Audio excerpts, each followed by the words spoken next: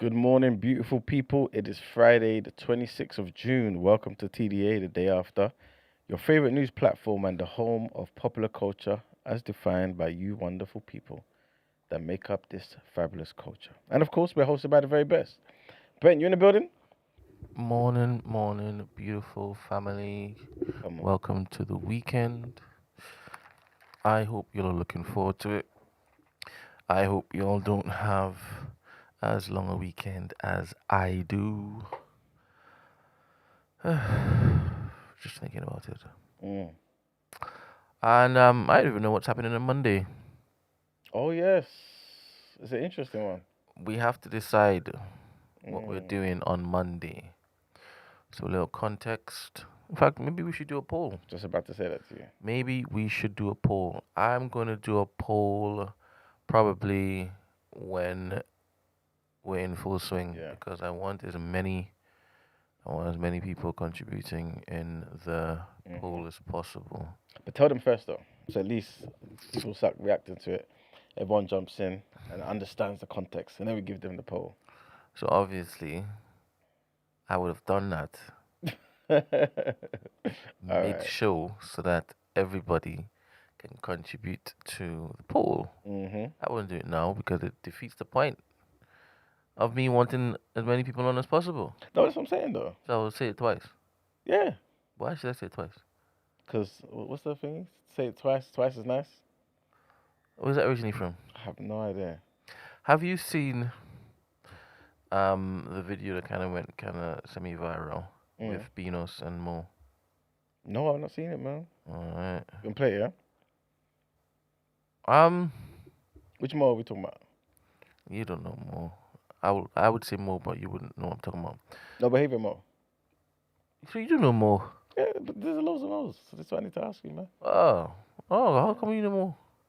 No behavior, Have you man. ever met him? Yeah, a couple times. All right, good. You met Big him him up. at Big him up. 100%. Met him first at our events at the Ned. Oh, was it? Yeah. Okay. Oh, did you not meet him first there? Nah. Where did you meet him first? Like studio, previous studio. He came there before? Yeah, he did. Yeah, How come you met him? I was there, You innit? know what? I don't know.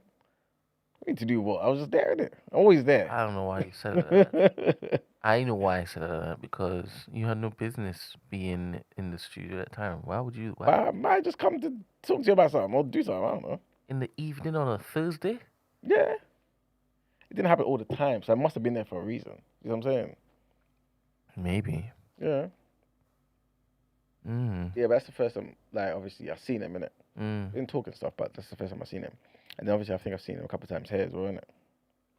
I Yeah. remember the first time I saw him. Mm. Like I said, the net and. What happened? Bad impression, man. Or is that's just for Ned? That's just for them? I don't know, man. But I was like, Max, who did you bring here? Mm. Yeah. But I think once the liquor is not in people's system, they act very differently. Yeah. But yeah, he's a cool guy. I don't know what he does outside of the time I see him, so let me shut my mouth. I've got no clue. I've got no clue. Let me say good morning to everybody. Good morning, Ahmed. Good morning, Timmy. Good morning. Who is this? Alex. Good morning, Mel. Good morning, the man from Uncle. Good morning, Amy Snow Globe. Good morning, Aloha Bex. Good morning, Black Currant. Good morning, Izzy Bambino. Good morning, Davina. Good morning, Yvette. Good morning, Sarah. Good morning, Natty. And Ahmed says, don't forget the food, Brent. Yeah, this is, I'm so stupid. I'm a silly, silly man. Sometimes I open my mouth and just commit to stuff. That because I keep my word, I have to basically see through. And I opened my mouth, and I was tricked into doing it, to be honest. I was tricked. Damn. I was bamboozled. I was not hoodwinked, but I was cajoled into doing it. And now my weekend is extremely, extremely long. Damn. But what I normally do when I have long days ahead or long events ahead, I jump into the end of the event or jump into the day after the event in my head, and I start thinking, yeah, it's done. Does make any sense to anybody I say it to? Mm. Makes sense to me. It Yeah. makes sense to me. Yes, Ahmed, I offered it too because I was called out by Gina. She said I let her down. Mm. I don't like when it is. My friends tell me that I have fallen short of our agreement of friendship. So, what I can do when I can do, I try to make up, and I am going to do that. I'm gonna do that. I've already had a couple things delivered Okay. to the little housey wousey. Dope. Yep. My father collected it. Mm. He took a picture and said, "Hey, this is here." I said, "Yes." Open it up, put it in the fridge. First thing was bandana. You know what bandana is? Absolutely not. I don't think it's because you don't cook, because I don't think it's local to any region that you've been, Mm. whether it's Hackney, whether it is Ghana. I wouldn't even say Nigeria. You spent more time in Ghana than Nigeria. It is Depends. so. You spend more time in DR than you spent in Caracas. You know, Caracas. Caracas. hmm Or Japan. Isn't it true? Big up DR. It's a great place. It is true. I put out a video recently, guys. Oh, so Yeah. you filmed in DR? I have to, man. I need to see this. No, you don't I need to didn't. see it. It's not for you. It's not your content. What content is it? I'm joking. Isn't it your invest or die content? 100%. Why don't you think it's for me?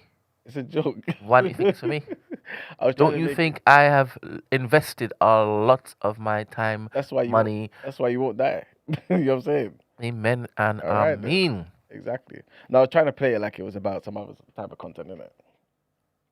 But obviously, it's freedom of capital. Yvette says, so you cooked for Gina on Monday, Brent. So you already also in Monday? She's also doing what I do. So she understands. All right. Yeah. That flew over your head.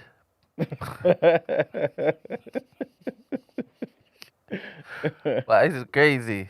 And Yvette has shown that she hasn't been listening a couple times yesterday. Yesterday was funny. Who she added yesterday was funny. that was insane. What was it again? What was it? The next day? Yeah, the next day. Or This something. is crazy how every single day she Oh man. Bless you, Yvette. You are one of my 100%. favorite people. Big up Yvette, man. You're funny innocently. You're innocently funny. And I saw what Sweetness and Mr. Ashes were doing yesterday. Sexting in public. Sexting in public. Because they think we can't speak French. Can't speak French. You understand? Like we don't have AI slapped into YouTube translating stuff. You know what I mean? Because we know we have an international fan base or family base. I like that better. Plus, we're Congolese as well. I am not Congolese. No? No. You started already. So now you're not African. No, I I'm am saying. African, but I'm saying? I'm from Ivory Coast. Thank you very much. I like that. Thank you very much. Come on. Come on. You don't want me to bust out in Ivory Coast jargon. I only do that on Friday nights. Come on. Which is tonight. Tonight. What was I saying? Yes. Mhm. Bandania. Yeah. It also goes by the name of Shadow Benny. Okay. Different countries call it different things. I know where I had to buy it, it was called Chinese parsley. Stinking. But is it black? I'll be honest with you. I'll be very honest with you. I feel like you might have got this from me anyway. But when it comes to this is gonna feed into the conversation later. When it comes to seasoning, only No. Is that where you're I was going? gonna say when it comes to West Indian things, yeah. Yes. If it's not black, It's not black. I don't really care, innit? I don't really care. I'll just be real. So the way you As in, okay, so if there's any Understand. sort of infusion with Indian culture, other stuff, I don't think they have Shadow Benny in India. Okay. It's not interesting. That's what I'm saying. I don't know, innit? I'm just. Nah, I don't think it is. Mm. I don't think. I mean, they'll do their Googles and find out the origin of Shadow Benny. In fact, I better ask my agent. Come on. Yo. Big up MJT. What is the origin? MJT is bigging you up, man. Says you're his Ivorian brother. Come on, my Ivorian brother. Come on. Anyone from the chat from Senegal? Do we have any Senegalese people that listen to the show? I believe our good brother Mohammed Mo, he used to, hopefully he still listens to the show, but he's from Senegal. Big him up every single time. You know what I'm saying? He used to submit some topic of the days back in the day. So big him up. What you gonna say? I believe it may be when the French shopped over for a wee while, looked to do what they did, but then realized the British were already here.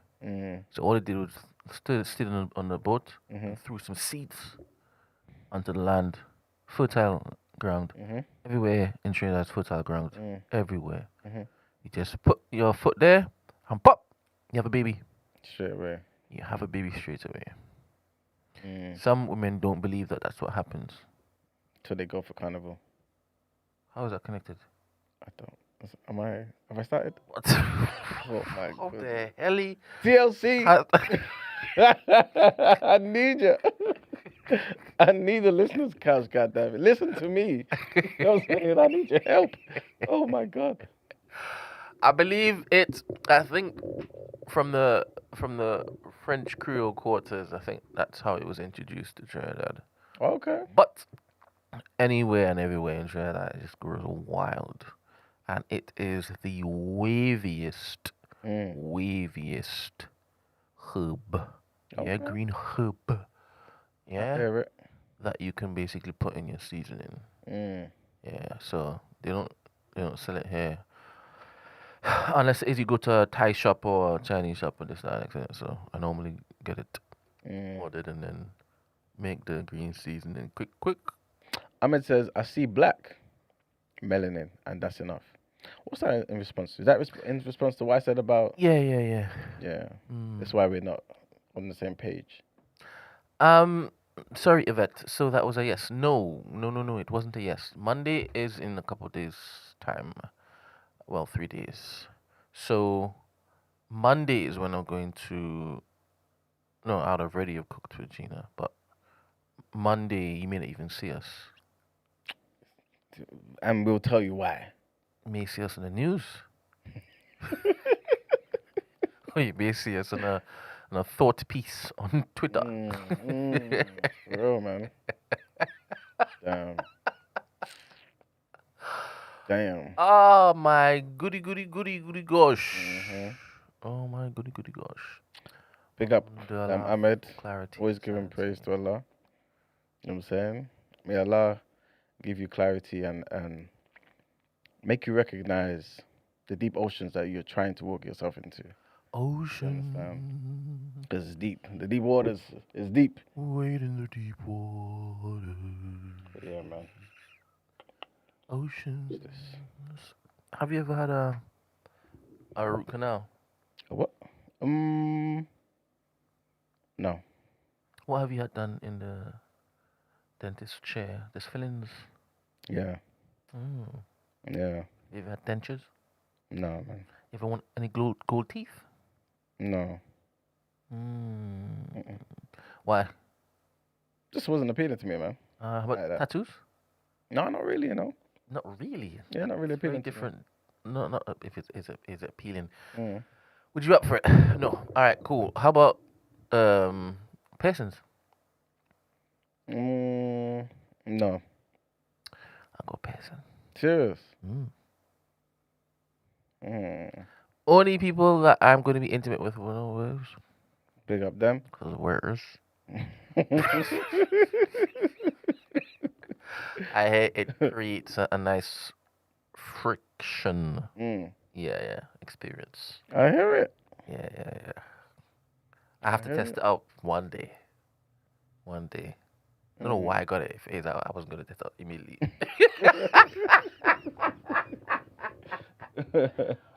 Oh, man. No, I definitely don't have... I can't put anything in my nipples are far too sensitive. Wait.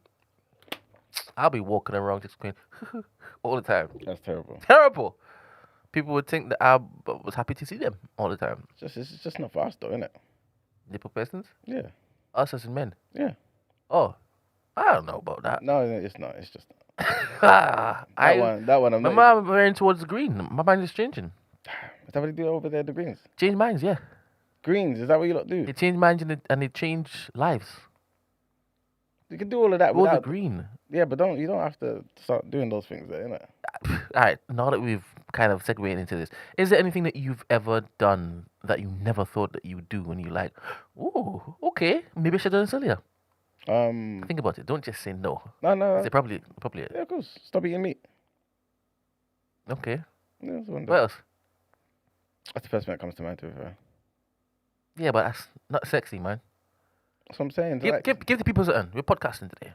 I'm trying to think of something, but I can't really. Shout out, Alex. Some things should be left unsaid. Yep. Not here, though.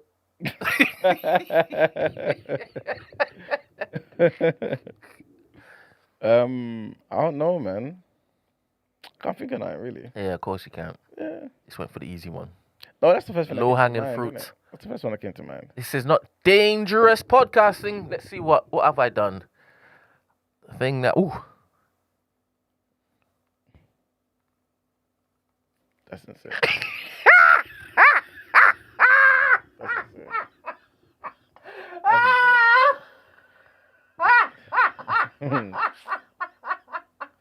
That's diabolical. Hey, great experience. Not for me though. As in, this is not on me. Never that. God would not be pleased. He would not be observing that one. Nah. Man. Not be observing that one. But yeah, man. I think it's the. Let me not. This is more. Was you gonna elaborate on that? That's insane. While still being coded. I don't know if that's possible, man. Yeah. Your ancestors are going mad about no meat. Nah, man, that's not true. To me, ancestors were vegans. Yeah, go back far enough, man. Adam and Eve, man. You know what I'm saying? That's it. You know what I'm saying? Nah, they ate meat. No, they definitely. I mean, they did after. Oh, there you go. Things went bad. You know what I'm saying? But initially, God told them, you don't need to be eating meat. They did after things went bad. Yeah, that's what they did, man. You know what I'm saying? But yeah.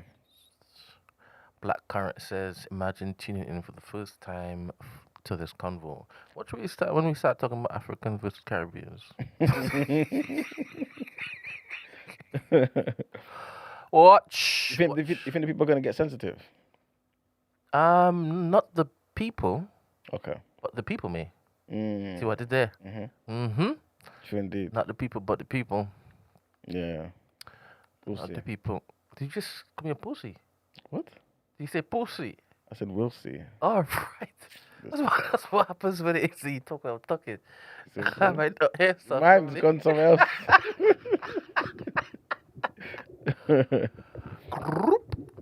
Anyway, shout out Benny. Essential in green seasoning. You know how wavy green seasoning is, right? You've made green seasoning before. What? It's just green. Let's go here to the unknown, right? When it is that you cook, how do you prepare your meat? What seasoning do you put in your meat? I don't put anything in my meat. What did you used to put in your meat? I'd say on your meat, but I did mentally just to stay away from there. So in your meat. Yeah, you have to stay away from there. Whatever's in the main thing, innit? The main seasoning.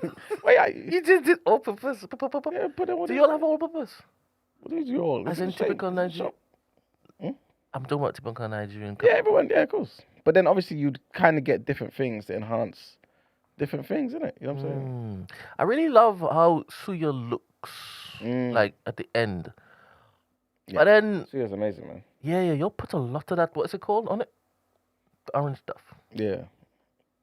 Don't know, but yeah, Okay. tastes good though. Yeah. 100%. It does. Mm-hmm. Wifidi. Is that what it's called? Is that what it says? I mean, Oliver Bex is Let me see what it in the says. kitchen. Yeah, Wifidi. Wifidi. You got Oliver Bex, man. Wifidi. That Wifidi, what's Wifidi made of? She gonna tell you. Yagi sauce. Is that what it's made of? I have no idea. You know it's not my domain. As a cook it?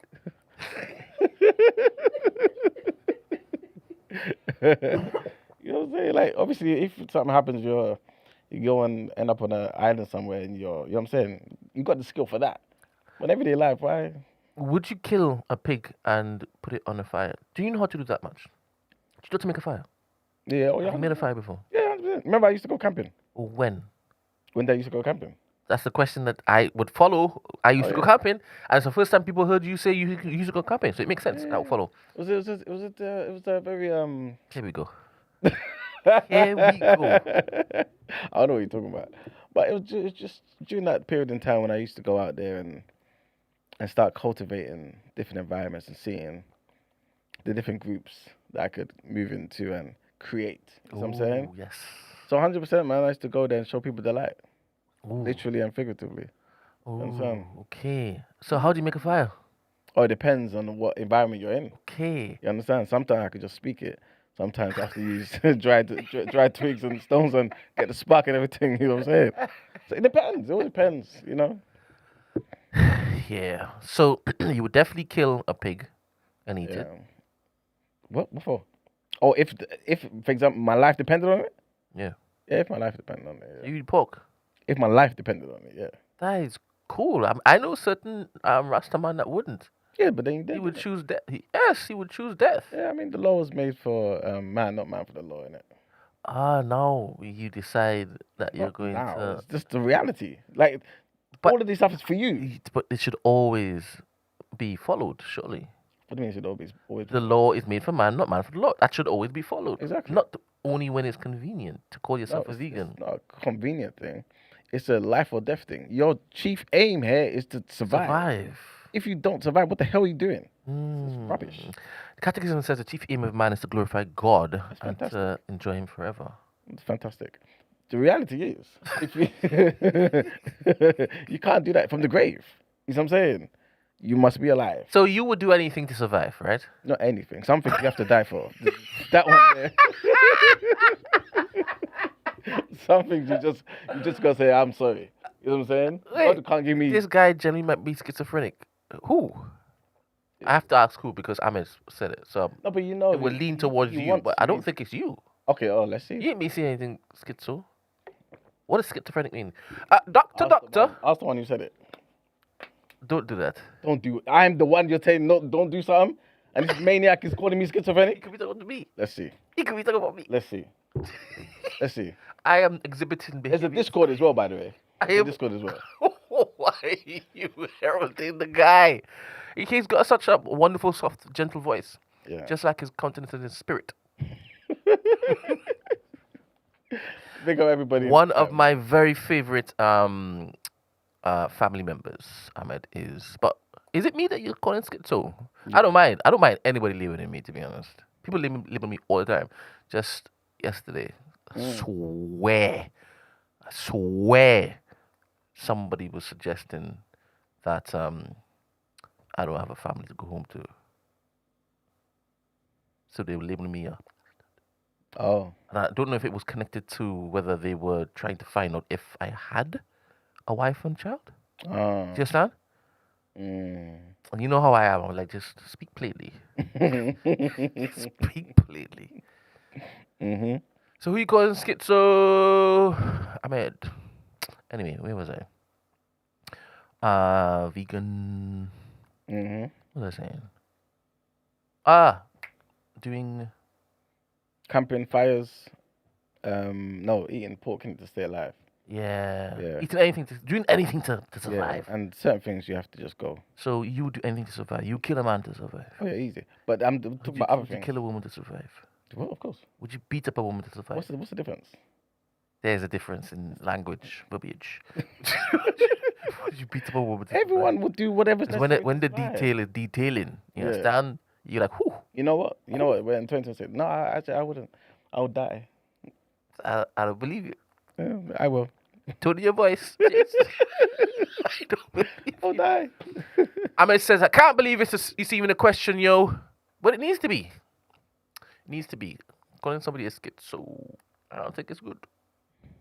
I don't think it's meant for good. I'm glad you said this, though, because, in fact, maybe we still need clarity before I start talking. No, don't talk. All right, cool. Don't you talk, because I'll jump in and defend him. Okay. I don't want to see that. Grand Risings, brother. Shout out from Jamaica. Come on. Ratatata. Big up Nathan, man. Ratatata. Big up Nathan. Some Big up of everyone in Jamaica, man. most iconic, legendary bangers have come from the isle. 100%. The iconic soundtracks of certain parts of my life from Jamaican Isles, man. Every single song that I can remember right now, it's tied to some wonderful memory. Nothing negative. Come on.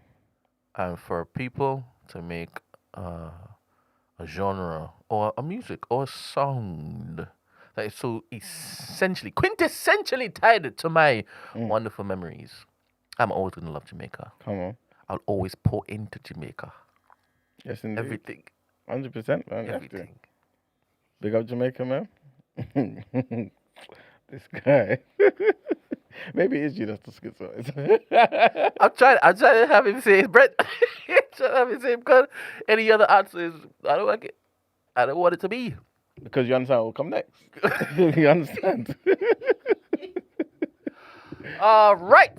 So come Saturday, Yes. I'm gonna be behind an oven. I'm also gonna be behind a grill. Come on. I'm gonna be behind a countertop. I'm gonna be on my feet. Oh my gosh. Oh my gosh. But Daddy is going to get the full conversation piece for the day. He's gonna enjoy that. Yeah. That's good. Yeah, I'm doing a good thing for this weekend. I'm doing a lot of good things. Yeah, man. Gotta do good deeds on that. Yep, got a sacrifice. Mm-hmm. Got a sacrifice. Yes, indeed. Thanks, Natty. You're funny too. Love Jamaica. That's why he said it. I'm funny because I said I love Jamaica. I'm gonna say it every day now. I love Jamaica, man. I love up Jamaica. That shit's up. See, Nathan said schizo is wild, though. Nah, I don't mind people call me schizo. Yeah, we'll have to see if it's you. Wait, what's the worst thing anybody's ever called you? I know it wouldn't have affected you. I have no idea, to be honest with you. People don't call you names like that. Probably do. No, in front of your face. No. No. I honestly don't know. My brain don't store those type of things, though. Fair. Your brain stores a lot. Why not that? I don't know, because I don't think it's productive. Do you store other unproductive stuff we talk about? Yeah, but it might not be productive to you. It might come in useful. Oh my goodness. But yeah, man. But certain things is just like, what am I gonna do with this at any time in life? You know what I'm saying? So it just goes all the way back there somewhere. I don't know. People labeling me says more about them than me. So I like when people label me, innit? Yeah, 100%. And then I guess it gives me a little measure as to how I'm coming across to people. And then I reflect. I'm like, that's cool. So if I tap into that, that's how I'm gonna come across. So anytime I need to do something and for people to give me a blind, for example, last Wednesday, like shout out the girls, obviously, all the time. Tati was saying something, and she was saying how it's uncomfortable for her sometimes to leave a place, a motive, right? And if she's going back on train somewhere and finds out that somebody that was at the motive is also going on that train, it's like, oh, I don't have to talk to you, right? So I'm like, I don't have to suffer from this because I'm the type of person that will basically watch them in the eye and say, look, we're going the same place, but we ain't talking, right? So then she laughed and said, that's because you have the ism. And people think that you have the ism. I was like, what's the ism? And then she's like, what is it? That's crazy bars. We weren't recording. And I said, I wish that was recorded. I'll put that in. I'll put that in next time so everybody knows what it is that you say about me when the mics aren't on. Crazy. So yeah, I don't mind. Because obviously how I'm doing certain things. I don't know why it is that they say that. Yeah. Like, and the thing is, they shouldn't be saying that based on what... I'm like, you finished? Good, I'm gone. Yeah. I have a whole flipping street to come back to. Yeah, exactly. You understand? Whenever is it like I buy them like pastries every single morning because one day they were like, oh, can I have one of your pastries? Right? I don't want you to ask me for my pastry anymore. Yeah. I now know that you like something that I can get. So every morning I will bring it. Yeah. Yeah? And I will stick to that. So she always laughs when she walks in because she remembered, first of all, saying, can I have... And she only took a piece at that time, innit? Yeah. But don't mess around and tell me what you like. You understand? Because I'll make it so that you don't have to ask me anymore. I'll make it so you don't have to come and ask me anymore, yeah? And every single time she would say, Brent, can I do something for you? I would say, no. They'll get food. I said, Brent, no. I'm going to say no. Yeah. Because I don't want to... Yeah. In fact, let me not finish that. Yep. Anyway, got any videos for the intro? Yes, indeed. Maybe we can do the Monday thing now. What Monday thing? Oh, yeah, might as well. Yeah. All right, so people, we may not be here on Monday. We may not be here on Monday because we may be doing community service. We may be doing journalistic service. We may be doing what we're supposed to be doing here on this morning show. We might be bringing you exclusive in the courtroom report. Yeah. Right? Word for word. We can tell you what was said, what wasn't said. Yeah. What was plagiarized, what was souped up by Shadeborough or Metro or whoever decides, because it's going to go everywhere once it is that the thing drops. You get me? Sure, indeed. Just like it went everywhere when it is that he was accused. So, Monday, please God. I don't think we have we decided. Have we decided? I know I've decided. Yeah, you decided. Yeah, and if it is, I say I'm not coming in. Maybe that's the decision. To be fair. Do you know how to handle the keys and whatnot? Let's just say no. Nope. Let's just... he could have said yes, and he would have just spent a few minutes just making stuff up.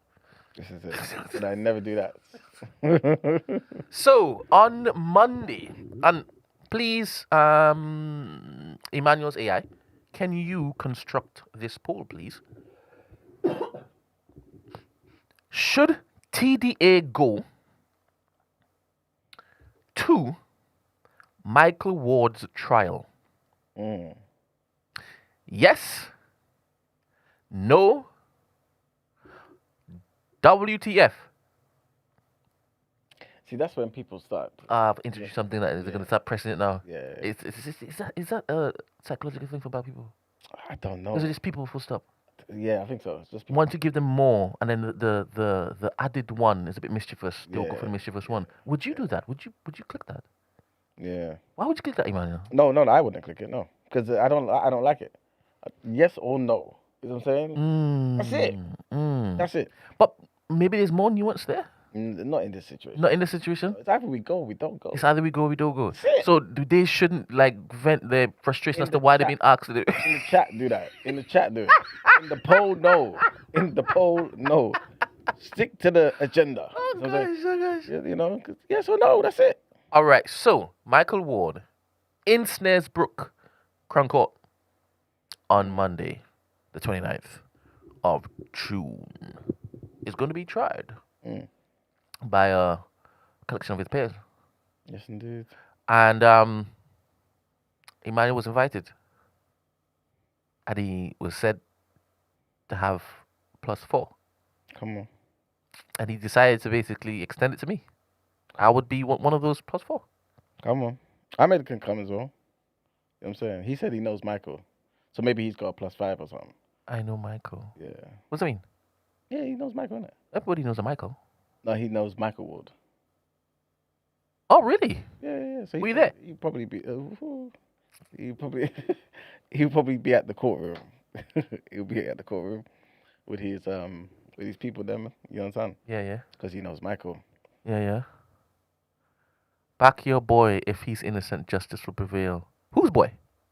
So that's why I said there should be added detail. There should be added detail. You mean Ahmed's boy? You understand? Black Rum said +4. As if it's the same. Oh my days. Ed is asking the right questions. Are you going to support or going to give report for TDA? So what did you, when he communicated with you, was it that he was asking for support or a journalistic, unvarnished platform to report back on what was actually said and what wasn't said? It seemed like both. Yeah, Both? I think so, yeah. Okay. Yeah, why not? You know? But to be honest, you would come and support me if I was in those ducks. 100%, of course. Yeah, you'd believe anything I basically told the police. Yeah, why not? Remember we had this conversation before? Mm-hmm. I said, I don't know what man gets up to. He just came back from the just now. I don't know what he did. No, because anyway, you know how I am, innit? You know what I'm saying? I prefer to believe the people that I know, innit? You know what I'm saying? That's it. It's that simple. You know, it's a great quality that you have. It's a great quality that a lot of people should have. I think people pick and choose when that quality is applied to their friendship circle.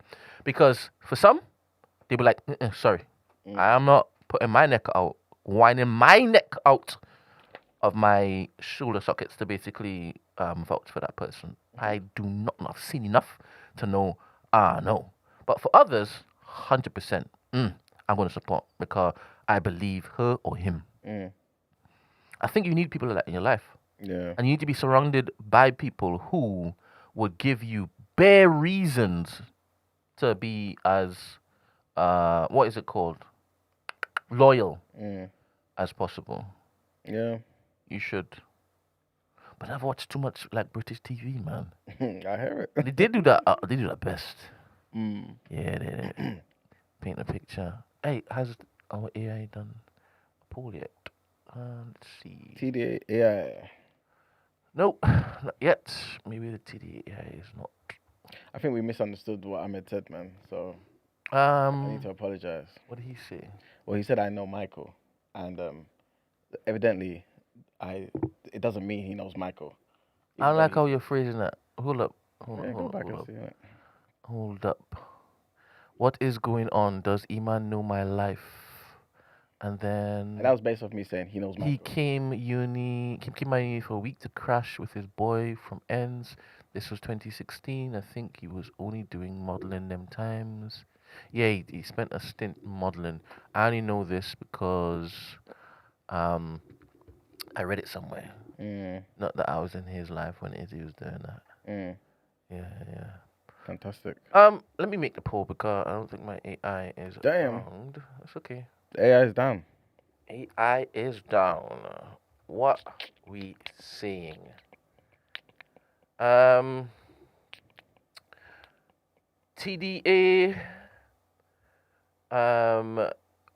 court excursion. Every single time I hit excursion now, I do the whipping excursion. Crap, I'll have to stand up to do it.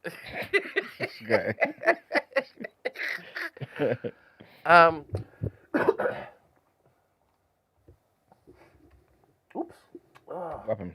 I press the button and then on the screen goes winky one go. Damn. Kofi said, if E-Man got invited, then why shouldn't he or E-Man go?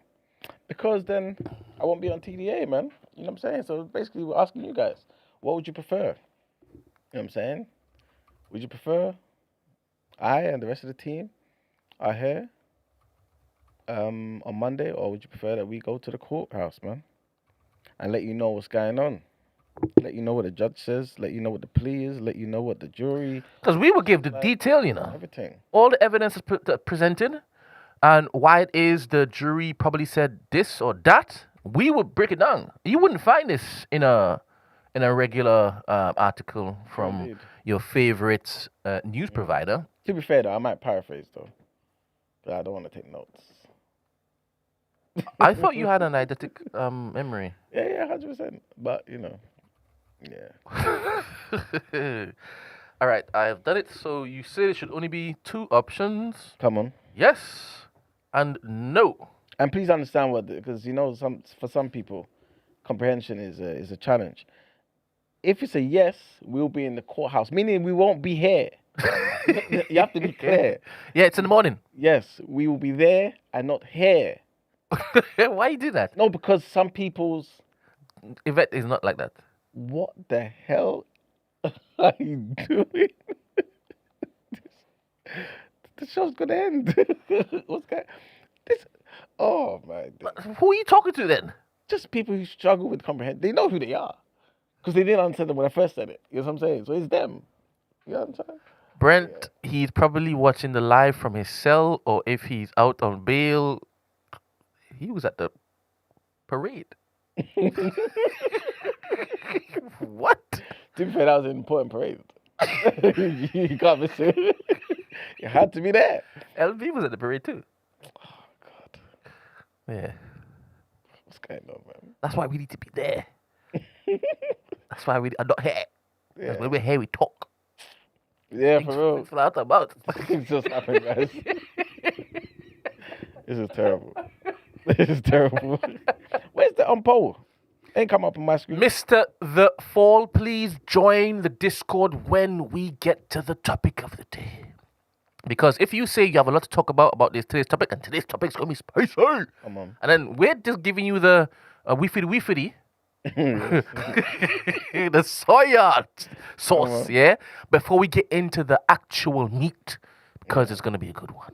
Mm-hmm. I'm a Caribbean, and Emmanuel is an African. We have representation in the room. Mm-hmm. And there are no women here to stop us from letting it fly. So it will be a good one. It shall be a good one. Mm-hmm. Let's see what the poll is already saying. Ooh, all right, cool. 26 votes so far. It's trending. Yes, it is trending. Yes. I don't know if it is that we'll take pictures. We probably won't be able to take pictures. No. I could probably sneak in my meta classes. Yeah, you shouldn't have said it now though. Just in case. Just in case what? I think there are ways to hack the in-recording light. Yeah. I've been hearing some people say that stuff. Imagine if I actually did that and then I put it online. Yeah, that'd be a bit nuts. So. That would be nuts. Yeah, it would be. Nuts, man. And each time you would see me kind of looking there and then looking over to Emmanuel. And Emmanuel's there going...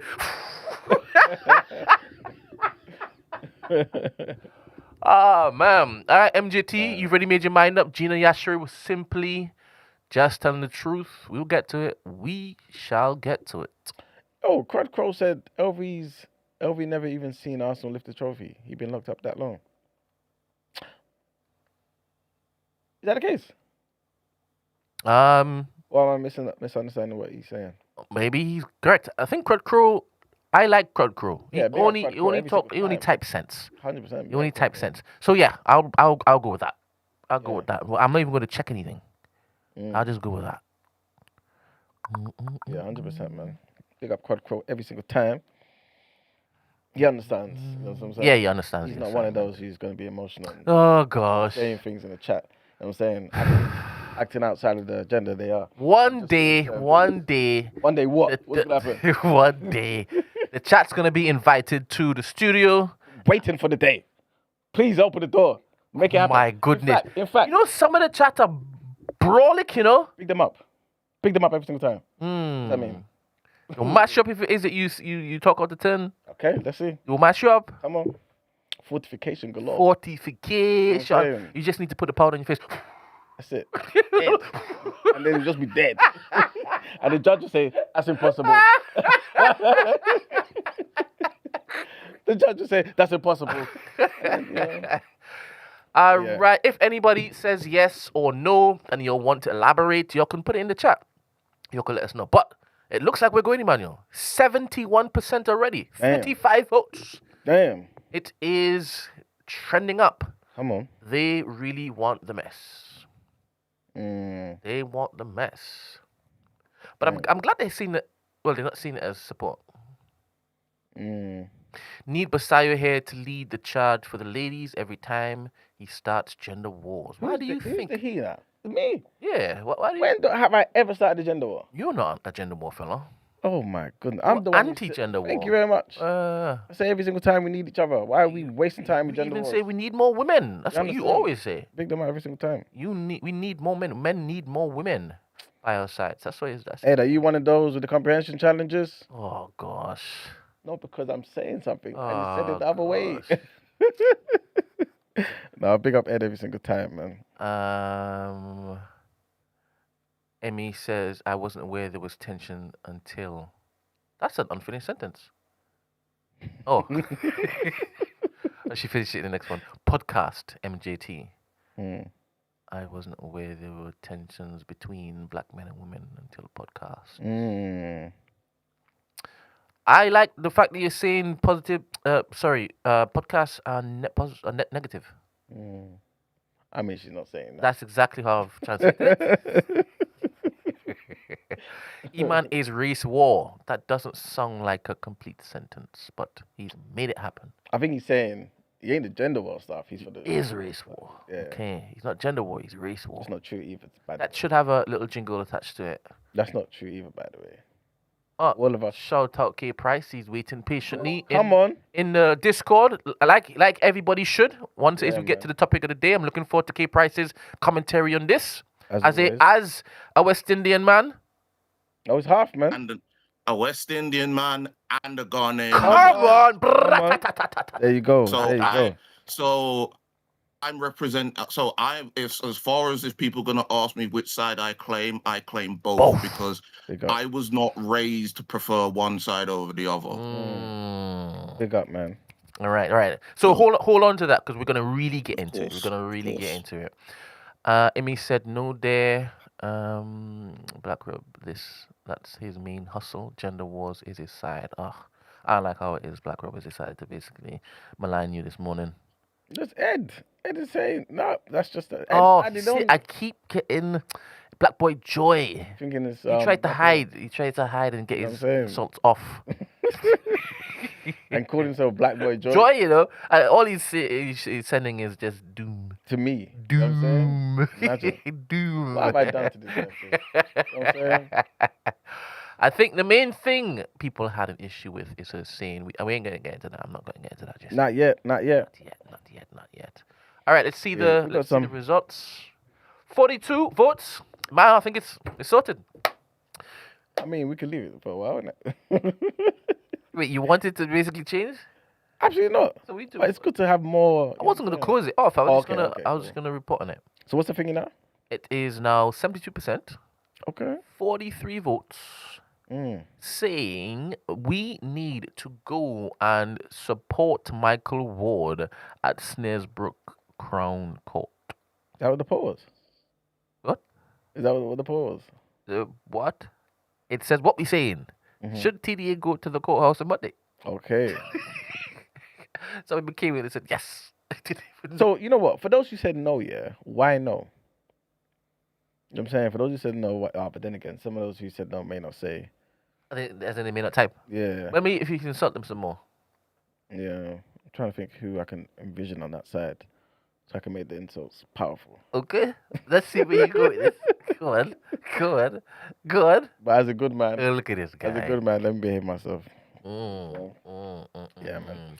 Yes, Life of Bod Emmanuel will be going to support him. I'll be the +1, so I'll be going to do my journalistic duties, and you're going to get a seasoned report of events from me. Emmanuel said he's going to paraphrase. What's the opposite of paraphrasing? I'm gonna season it up. There you go. I'm gonna talk about the sweat beads dropping from certain people's heads, right? I'm gonna describe all of the jurors. I'm gonna even tell you where they came from.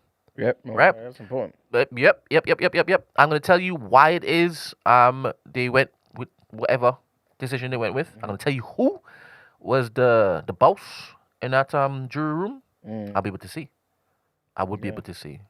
I might even tell you. I might even rate them for those who are interested in that kind of stuff. Yes. Yes, son. Just for those. Just for those. This is it. Just for those. I'm very inclusive. Very inclusive. Laughable says, Iman is there journalistic reasons. I trust the honourable brother. Come on, big up Laughable every single time. 100%. You know what I'm saying? Kwaku says, nah, what Gina said is not as outrageous as it sounds. You know, nope, not going there just yet. Just maybe save that one so that we can thingy. Yes! Come on, oh my days. Come on. All praises to you. So she heard we were talking about Come on. Afrophobia, yeah, and Caribphobia. Come on. And she's like, let me dress to impress. Come on. Yeah. Come true. And run it up on. there. Yeah. Come on. Yeah. All right, let me put your camera. Come on. Oh, what a great surprise. All right. That is 2 apps in the room.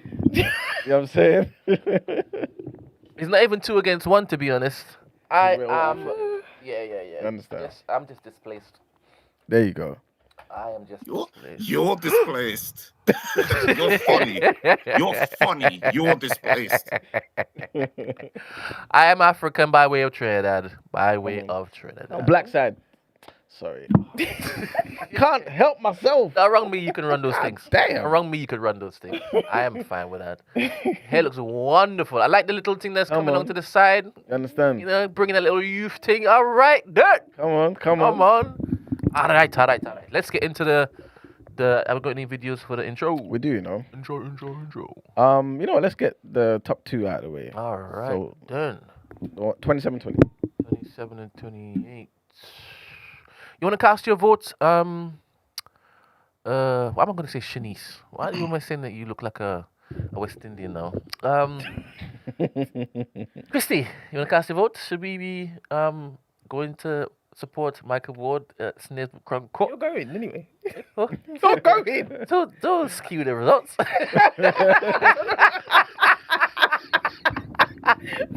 You're going. Yeah, I take this journalistic thing serious, you know.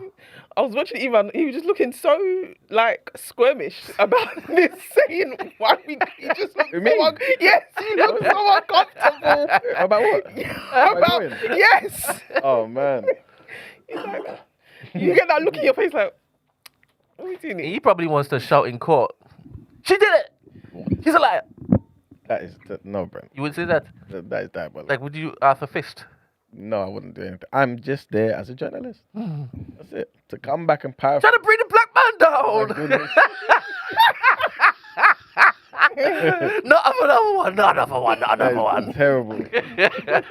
You can't talk in the court, you know. I know. All right, we could do facial expressions and whatnot. I don't try and stare down any of the jurors, you know, trying to make them. I know how you think you have powers on that. I think. Powers of persuasion. I'm saying to you. Anyway, this is the first one. Yeah, I don't remember what these are now. Oh, yeah. Okay. Let's see what this is. Not white. Oh, okay. Well, there you go. That's why you're a lefty. Right? I'm a lefty because my daughter's not white. Yeah, I mean, because you prefer kind of black people to white people. I mean, I wouldn't say I have a preference in the racial. This is why. Raw.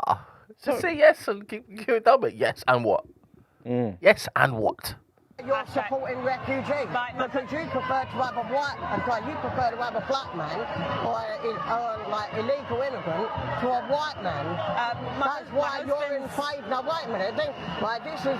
Wait a minute here. Let me get my shit off. Why does he sound like what's that English comedian with a squeaky voice? Oh, that's gonna annoy me. And why is he not? Lee Mack. Huh? Lee Mack. What's his name? Joe Pasquale. Yes. That's exactly who he sounds like. I've not heard of that guy for so long. Ages. That I'm showing my age. Jesus. I wouldn't be able to tell with your hairstyle. Come on. I know that's right. I know that's right. Why isn't he in frame, man? We need to see his face. Why you're in favour of illegal immigrants. That's why you love them so much. And this is why you want to defend them so much. Right? Because you don't like white men, you prefer dark-coloured men. So this is why you're standing with them rather than... You know, he's got one of them loudspeaker things in his hand. So he amplifies this thing. Yeah, he does. Crazy. It's about it. Did she actually say that? When she said that her child wasn't white. Yeah. Yeah, I don't know if she said it. No, but we find out what the child is though. Oh, you watched it? Yeah, I watched. I Oh, don't think bless I don't you. think I got to the end, but I did get to that. Somebody like me. I mean, I'm literally standing with you right now. And Yeah, I'm I talking to know, you. but yeah, but the my thing, husband's yeah, not but I'm black. talking about relationship My husband is British. Yeah. My husband's not black. My husband is British. British Indian. There we go. He's a spanner. Yeah, okay. Yeah. That's right. He was born here. Yeah, no, that's right. Right now. I said, yeah, that's all right. That's all right. Can you imagine? As long as it wasn't a black man. As soon as she said Indian, he's like, oh yeah, that's all right. Because I'm going to get curry. You understand? With the loo office. Yeah. Papa Dom. I bet you he wouldn't walk down the street holding a St George's flag. It feels quite disturbing, though, that you would presume, you make certain presumptions about me just because my daughter was mixed race. Seems very unfair, doesn't it? No, not really. So no. sorry, is it okay to Yeah, just sorry, with which is building? like, Sorry. Yeah, not really, no. Right now, because this is why I'm telling you this, you see. And this is What's why wrong with me having a husband who's not white? Right, no, there's nothing wrong with it, but I'm trying to work out why you prefer to be a lefty and why you want to interview someone like me that's against illegal immigration. He sounds like he's got teeth missing. Questions, do you? I mean, I don't know if I've got any questions left to ask. I've got loads and loads to say to you. My Right? daughter's not white. There we go, man. She was nice enough to not put him in the frame, but she should have, though. She should have. This would have gone off. He 100% should have. This would have gone off. No, he definitely sounds like he's got missing teeth. Yeah. He talks like he's very gummy. And brain cells. Brain cells. What's the next one? 28. 28. 28. I have no idea which one this is as well. It's a lottery. Okay. Daniel's friend. 8 children are mixed race. They have curly hair.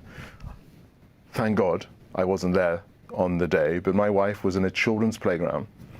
And a white man, elderly white man, walks up to my wife and goes, "Oh, those 2 little girls are beautiful." And my wife was like, "Yeah." She goes, "Their hair, it's lovely." And my wife was like, "Thank you." And then he takes one step closer to her. And he says, if I could turn them upside down, I would use them as a broom. Broad daylight to my children in an affluent part of the south of England. This is. What would you do? Maybe nothing, you know. I'm different. Because he's old. Who's old? The white man, isn't What's it, man? What do I mean? it? That means when Actually, I grab him Yeah. and do that.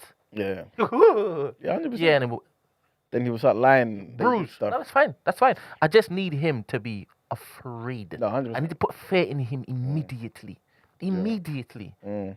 Can you imagine? No, that's a fact. This is bringing back a memory Mm. when TDA, early days TDA, Mm. and people didn't know my stance. Mm. And you lot played a clip of him going into a shop, and he had some picture, and he was just like, "Oh my God, I can't believe I walked into this shop. He's got, I don't know if he had some vestiges of slavery, something, or whatever." And then whilst the video was playing, I didn't realise I was, obviously I'm on the mic, I didn't really they're hearing. And I said, you're all in a huff and a puff, but they're going back to your white wife. And I did not know he had a wife, actually. I just made an assumption. And I remember the chat tried to eat me up. Mark was in the studio, I can't remember who else. And then I was just like, I said what I said. And I said, if you're doing all that and you're going home to a white wife, I don't even want to hear nothing you have to say. And that's when they knew Queen of BOE had arrived. Because they was trying to eat me up. And I was like, I don't give a heck. If you're going home to the white woman, what do you expect? Man. Go where the love Don't is. start that. If you're lucky enough to find love in the love and embrace of a man or a woman of a different race, please thank the Lord and keep it moving. Keep it moving. I'm a strong advocate for that. Love is stronger than everything. Love conquers all. Big up. Love. Love. And peace, as you can see on this t-shirt. Yes. I'm saying we want peace, man. Yes. Well, that was Vicky Price. He's like, yeah. All right, cool. Is there more of this? I don't know. All right. All right. Next one. The next one take us to South Africa, innit? All right. So you can bang these ones out and see what's good. Gina Yashere'S is married to a white woman. Yeah. Oh, serious? Yeah. Oh, is she? Yeah. I didn't even know. Does it still apply? What? Whatever. 100%. The same way I was disappointed when I heard Angela Davis is flipping married to a white woman. Mm. Angela Davis. Who's that? Black Panthers.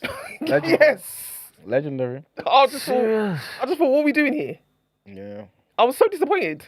Well, as we already know, it's about what you do with your person as opposed to as in your own person, not your person.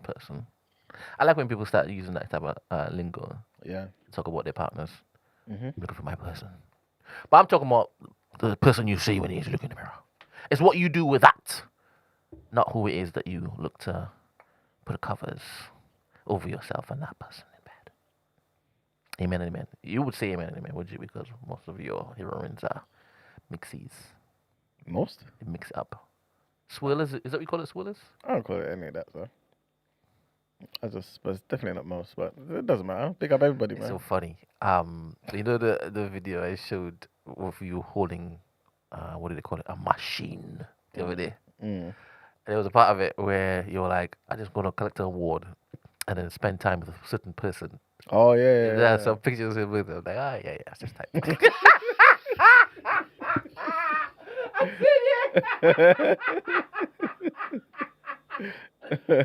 All right.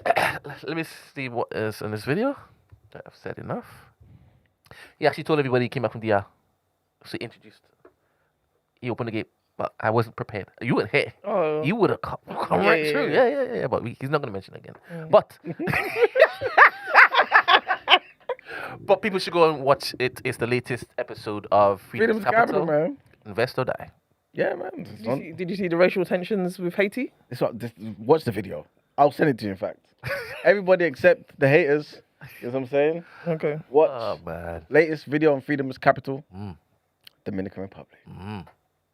There we go.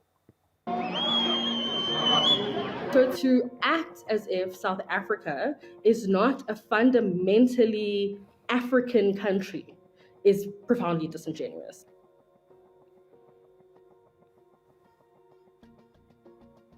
Every single South African that I know can point to a relative that is from Swaziland, someone who's from Botswana, because there's a recognition that people are always moving, that migration is an inherently human thing.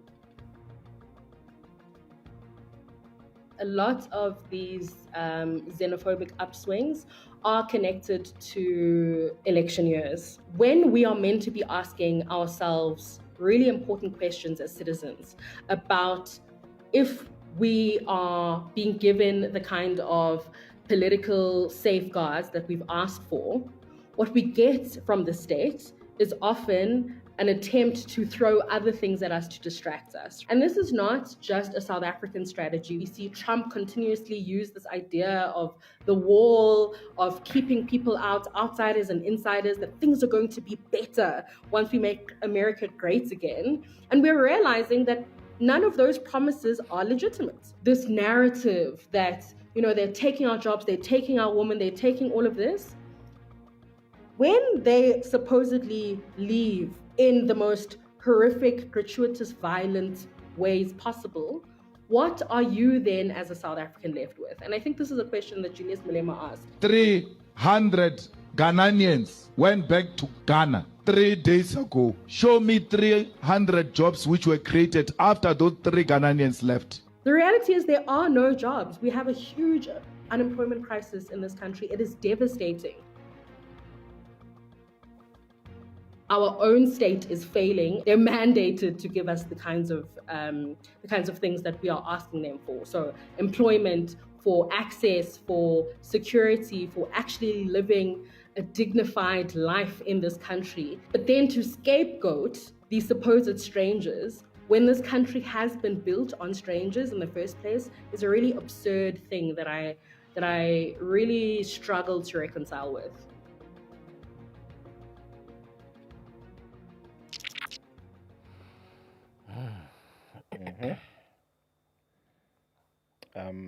What's the next one? It's more of the essay stuff. Okay. So, just so you guys can see what's going on in South Africa. Next 15 minutes. And if it doesn't happen in the next 15 minutes, we're going to have a problem. Can you please just agree on that? We are not here to ask, guys. Maybe let me just... Why did they even let them in this board meeting? I'm so... No, the way they're just coming in, why are they allowing this? And he kept the coats on, you know. I don't get it. You've come to some type of job, a business, and you're letting them come into your boardroom. I'm so confused. And she said she's not asking, you know. Emphasize that we are not here to ask. We are here to demand these jobs because all these people are South African nationals and they are not employed. Because of you. You are employing foreign nationals and they don't have scarce skills. And that is wrong. We are not here, we don't want money, we don't want anything. We just want these people to be employed. And that is going to happen today. Whether we... Do you think it happened today? Absolutely not. Absolutely not. If you see this or we don't, you are going to remove each and every foreign national that is A lot of white people in there. Mate. in this environment and you are going to employ South Africa. He's saying yes. Is he just placating her? Yeah, probably. Yeah. That is all. No, it's her backup is saying yes, not the board people. What are you talking about? Oh. Thank you so much.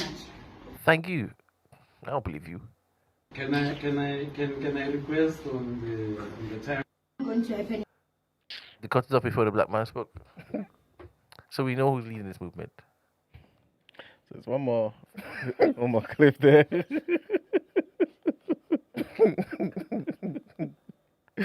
This is crazy. And this is just to show you that the discrimination is spread across. Yeah, it's diverse. It's not just Nigerians. Very inclusive. Very inclusive. Is to go on record. We can stand up. The reason why we did not mobilize enough people to come here is because we are showing you that we are not fighting. We have 5,000 people ready to storm this embassy. Oh my goodness. Well, I'm so confused. So they're threatening the Somalis. Okay. It's an embassy. Yeah. You want to storm an embassy? Yeah, he has 5,000 people that can do that. Yeah. Mm-hmm. That's a very, very and number. storming the embassy does what exactly? Anything that they do. Does you know what I'm saying? I don't get it. Everyone is insane. We have 5,000 people ready. Police can't contain us. The police, they don't have resources and they don't have manpower to contain South Africans. We are quiet because we respect these men and women that are working for our government. We respect you as an ambassador. Please tell your people to respect us. And please, all illegal Somalis that are here in the country, we will visit all embassies. It is your job. Take them out of the country, send them back home because they are wasting time. Otherwise, what are you doing here? I want this to go on record. We can stand up. The reason why we did not mobilize enough. It's a shame, man. The way they stood, they're like, come try it. Yeah. The way they're like, because every embassy should have armed guards. These men are armed, 100%. Yeah. Armed. Obviously. They started like, okay. They say, please do. Yeah. You know what I'm saying? Somali's no war. No, you know what I'm saying? like these lot. run it. There's a difference. Run it. There's been wars there. They're not afraid of talk. You know what I'm saying? He said, don't threaten us with a good time. You know what I'm saying? You see the guy in the back, he's smiling. Yeah, that's what I'm mean? The way he's just like, the guy in the suit is the guy in the suit that's just like, okay. Yeah. He's thinking, he does what's the Bane line? We're born in darkness. Yeah. This is crazy. Exactly. They've all got mad. They've got mad. Everybody. They've got mad. But yeah. We've seen too many of these to think it's just internet chatter now. Back in the day when people were thinking, it's a small handful of people doing this kind of stuff. But it seems the xenophobia, because it started with the xenophobia, obviously it turned into Afrophobia, but I feel like they've always had an underlying problem anyway. It's been brewing. So, yeah. It's been brewing. And the craziness, the whites are just Mate, off scot-free. Man. They're off scot-free, boy. They're on their land that they didn't acquire. On the farms that they did not acquire. Living their lives. There's a whole white town that they said black South Africans cannot enter. Like, if they enter, they're going to shoot them. I remember that. But you don't find yourselves there. Sure. You don't find yourself sitting in front of them like that, saying 5,000 people will storm here. You wouldn't go do that on there in that city, in that part of town. It's a shame. But anyway, guys, let's get into the headlines. Let's do it.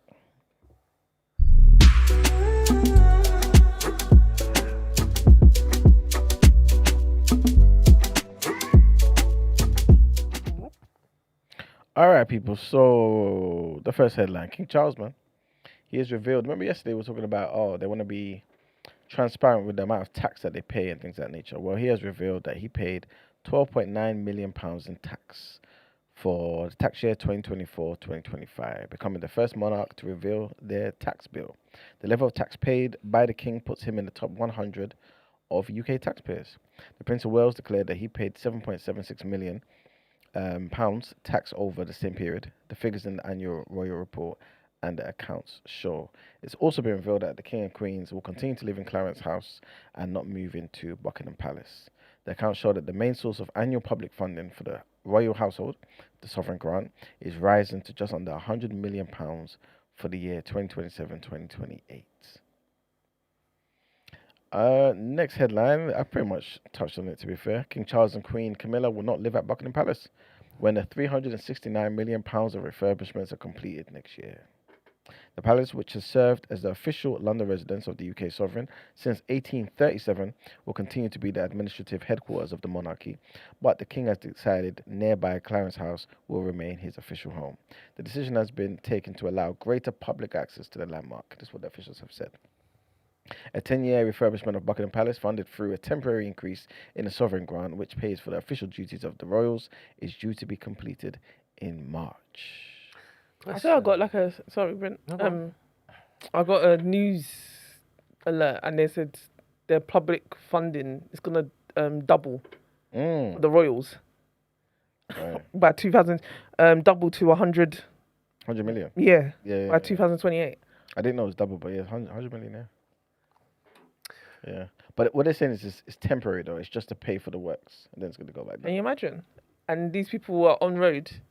They should go march on to Buckingham Palace. No, all Tommy Robinson and them man. Go on march. Look at where the money's going to. But you would say that's fair, though, isn't it, Mario? Say what's fair? That the establishment that created this empire should be upkept. It's culture at this point, isn't it? Keep it up, but I think that's excessive, though. Do you know what they're doing, though? Not really, but it just seems excessive. Because of the money? Yeah, it just seems excessive. And if it's going to be that much at the, the peril of the people, it don't make no sense, innit? So, I was even thinking, if I had a mansion and it was historically important, once it is, I let people come in and look at it like a museum. I can't really sleep there. Yeah. It's not going to feel like a home anymore. Yeah. Depends though, unless you're the one running the thing. You'd be like, oh yeah, welcome to my home.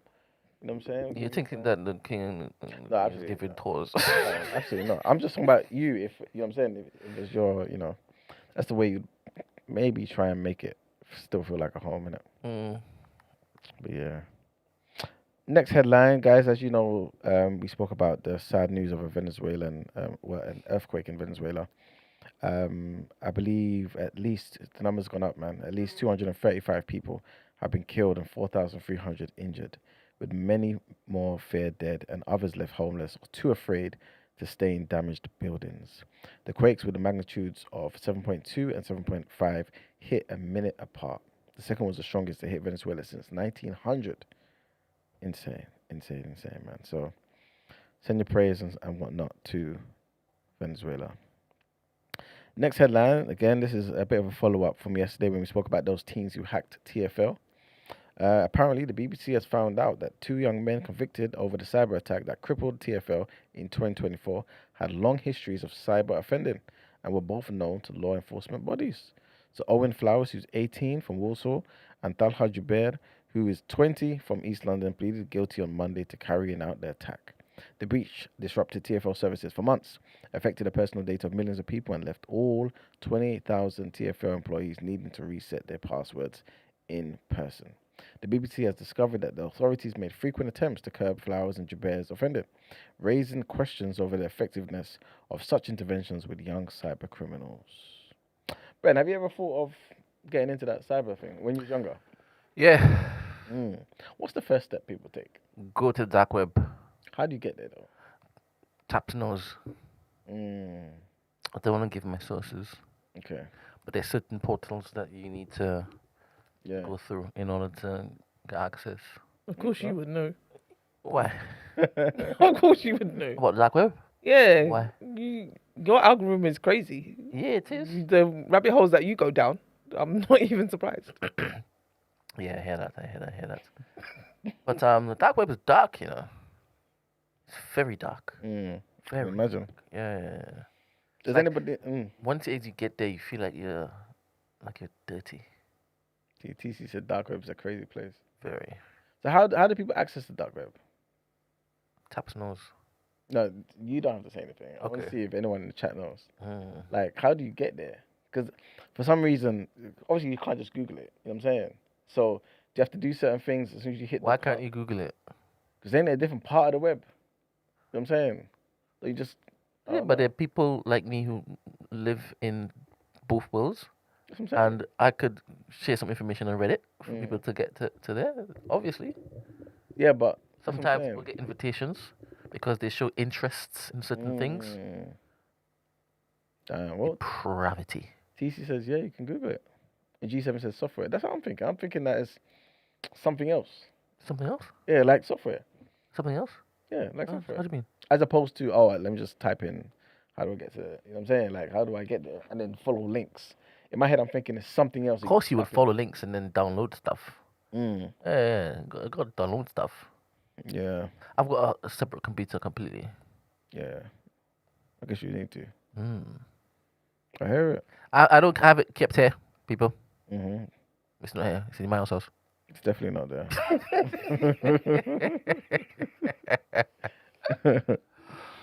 All right, people. So our next headline: warning over power banks, man. There's a power bank fire risk on flights. So for those people who are traveling, you know what I'm saying, you might want to go somewhere. Be mindful, man. Flight passengers are being warned not to pack power banks or vapes in their hold luggage ahead of their busy summer holiday travel periods beginning for parts of the UK. So the fire risk posed by lithium batteries is now the #1 safety risk to aircraft. This according to the aviation regulator, as the number of devices found in hold bags have nearly doubled in a year. So the CAA, the Civil Aviation Authority, says the average person now takes 4 different lithium-powered devices on a flight. Ahead of the school summer holidays, which begin in Scotland first this week, people are being reminded to take devices in the cabin with them. The batteries can store huge amounts of energy in a small space and are now commonly used in lots of electrical items, including laptops, vapes, power banks, mobile phones, and smartwatches. So bear that in mind, guys.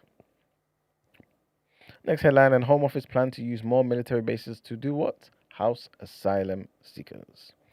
So, free Ministry of Defence sites in Bicester, in Barnum, in Linton or whatever that is, big up them though, in North Yorkshire, could house about 3,750 asylum seekers if planning permission is granted.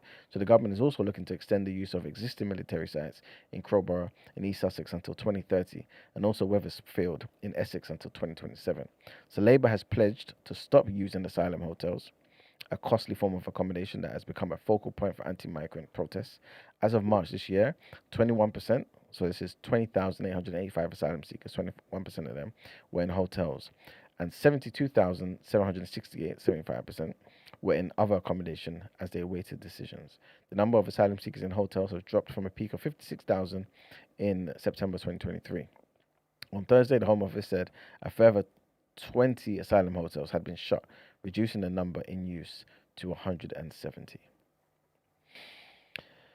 Next headline, and the Supreme Court has ruled that the Trump administration can strip protected status from hundreds of thousands of Haitian and Syrian migrants, man, which has allowed them to stay in the US for years.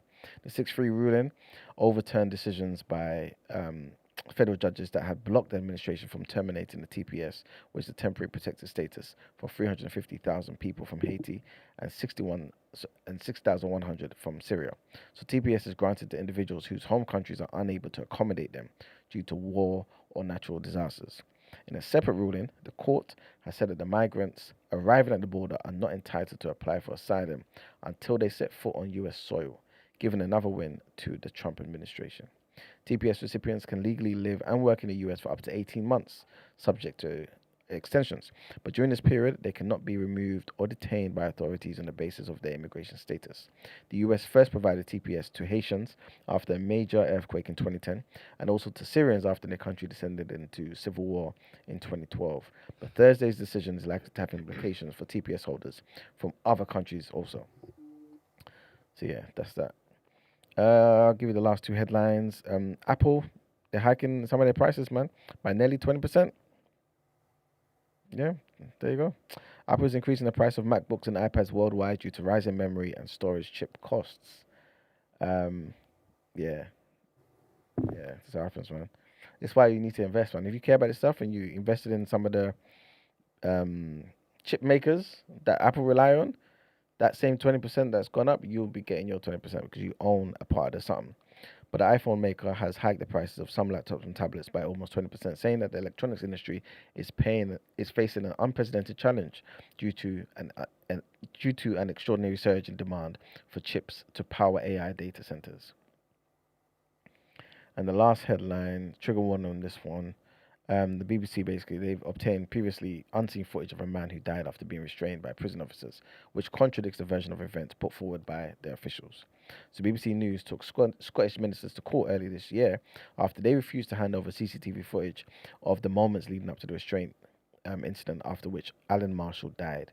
Prison officers had previously claimed that the 30-year-old, who was on remand for unpaid fines and breach of peace, had smashed up his cell and covered himself in excrement. The next footage shows Marshall from South Lanarkshire walking calmly through the prison for 4 minutes, lightly guarded by 3 guards.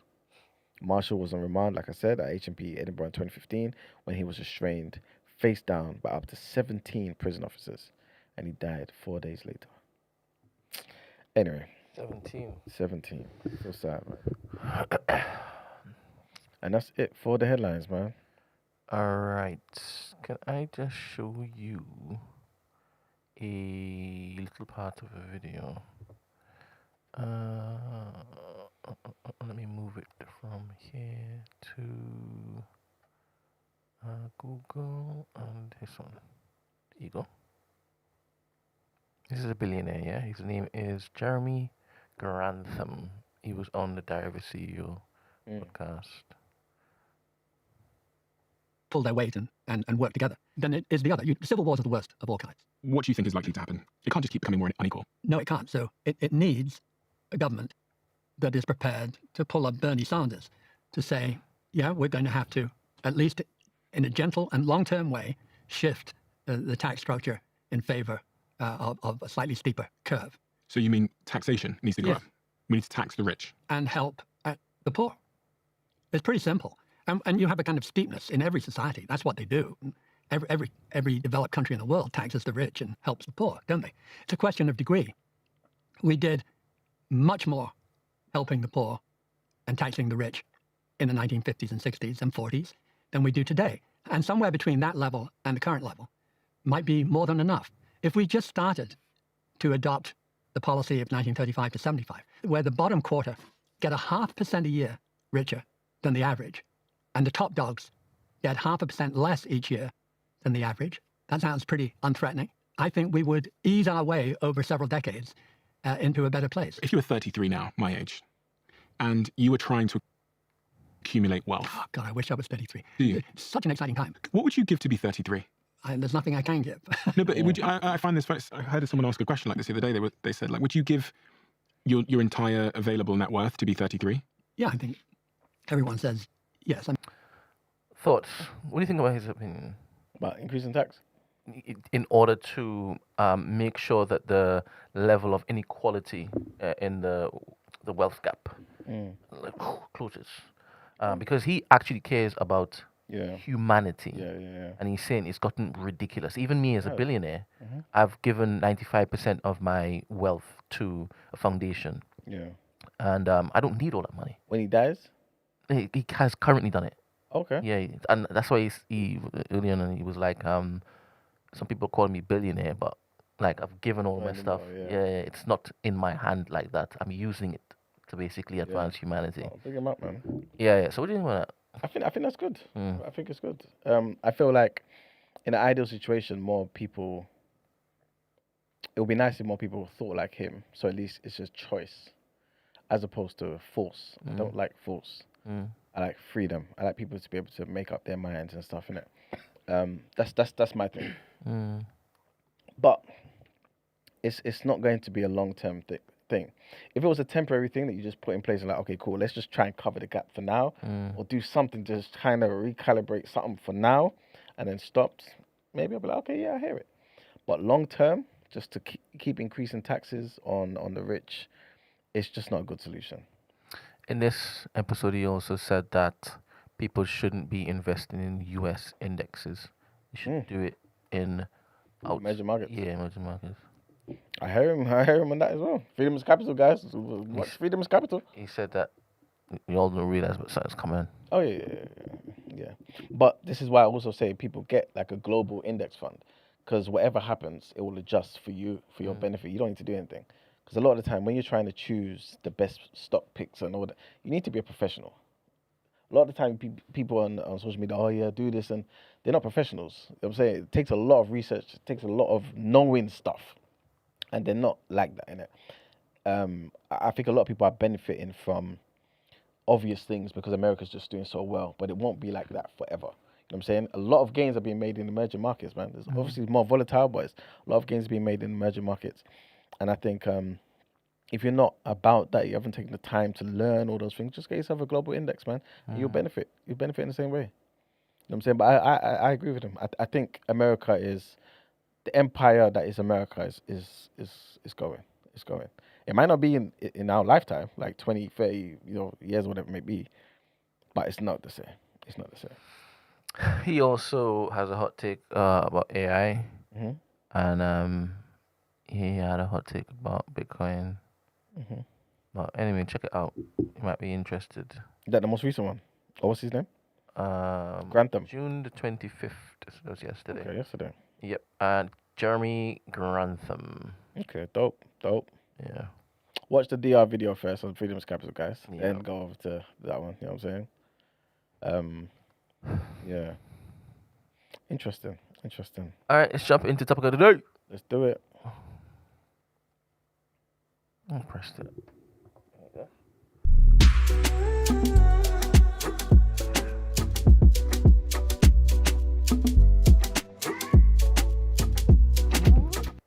All right, people. So we're going to talk about this situation that was all online and stuff. I pretty much got 3 videos here. I should have got another video from Elaine the Pain. I had it in mind, but I totally forgot.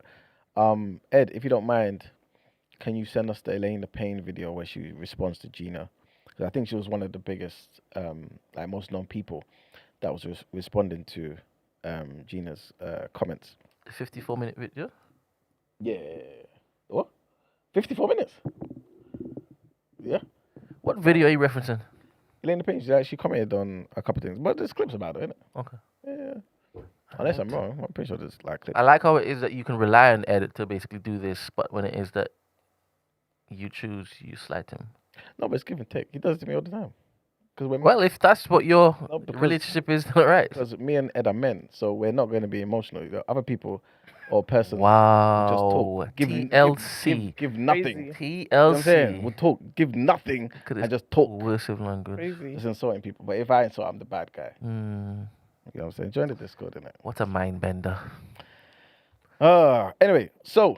Make your way to Discord. K Price is seated and is ready. And indeed, we need some other contributors. Yes. All right, let's go. Let's see what this first so one this is first saying. clip is basically the context. You know what I'm saying? I actually thought, because this morning I thought, oh crap, we're talking about this. Let me go and watch the video. So big up AI, by the way. So I went to the video and said, AI, where is she talking about the Jamaica African conflict? I said this yesterday. Yeah, and what happened? 154, the podcast. I said Godfrey.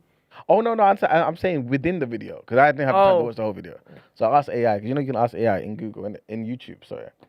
And then he just told me it's this little, literally just 1-2 minute clip. I thought, oh, this is fantastic. So anyway, this is the clip. Yeah, can you imagine 2 minutes have a whole conversation? Yeah. The hatred between Africans and Caribbeans is so strong. This is during the Windrush, right? God. Windrush came when? What is the Windrush? The 1930s? Yeah, when Caribbeans came over to England to help after the First World War. So, yes, right. You know, they came over the 40s and 50s and 60s. They came. Yeah. And, you know, that colonialism, they brainwashed Caribbeans, Jamaicans, and didn't even know that they were descended from Africans. Right. I went to school with kids who had no idea. No, man, I'm Jamaican. We're talking about. My mom and dad are Jamaican. And I'd be like, you weren't in, your ancestors were brought to, they did not know. Wow. Until Roots came out. They didn't know because they were deliberately kept uneducated. Yes. So because of that, there was a chasm between Africans born in Africa and Caribbeans, because Caribbeans looked at Africans and were like, ugh, they think they're better than us, and they come from the jungle and all this. The hatred between Africans and Caribbeans was... Okay, so there's another slide, but I don't think the slide even... My house is here. This girl's house is there, here. right there, right across the street. Everything's so close. Yeah. You know, you can't go to anything that's so close. She had a birthday party. Oh, good. Okay, so, how old were you? How old were you? 15. 15. Damn. Okay, yeah. She invited everybody in the class to the birthday party. There was another girl, a Muslim girl, whose parents also didn't let her go anywhere. So I bonded with her on the fact that we were never allowed to go anywhere, because all the other friends used to get to hang out weekends and stuff, and we'd sit and commiserate and go, well, at least, you know, I was kind of, you know, I had that Schadenfreude. I'd be glad that she was miserable too. Do you know what I mean? You girls can't go places. Anyway, this party was across the street, and all the kids in my year were going to this party. And I was like, I said to Annie, this is the Muslim girl, I said, Annie, well, at least we can't go. And he was like, no, my mum and dad said I could go. And I was like, so I asked my house, I said, Mummy, party's right across the road. It's there. Like, you can walk across in your slippers and pull me out of there if you want. It's right there. You know, she wouldn't let me go. Oh. She wouldn't let me go to this party. And as all my friends are going to this party, they're all banging on the door going, is Gina coming? And they wouldn't let me go. She wouldn't let me go. And I sat there at my bedroom window watching my friends. Oh, that ate you up. That ate you up. To this day, it makes me so angry to this day. Thinking about that, just going, I was a good kid. My grades were good. I never got into any trouble. Like, come on, Mum. This is over the top. Where did this overprotection, because there's part of that I read in your book that made me realize, like Nigerian parents can be very, very closed-minded and very overprotective. So closed-minded. Like, your mom wouldn't even, you had to hide swimming. Yeah, I said, Mummy, party. Yeah. All right, so as you can see, the main talking point is basically just that first carousel, in that first part of the carousel. I can see everyone talking in the chat. Love that. If you guys would love to join the Discord, that would be much appreciated. How many people got in the Discord already, man? We have a grand total of 1. Come on. I hear it. Shout out K Price. I know not everybody can do that. You know what I'm saying? I definitely want to hear what our good brother K Price is going to say. But it's interesting to me though that people. All right, this is how I see things. Because I always say on the show, this how I see life. Context is key.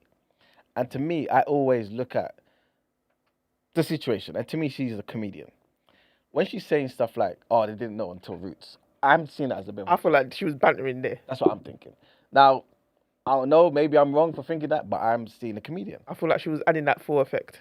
Exactly. Basically, just saying you didn't know at a certain time, or people acted like whatever it may be. But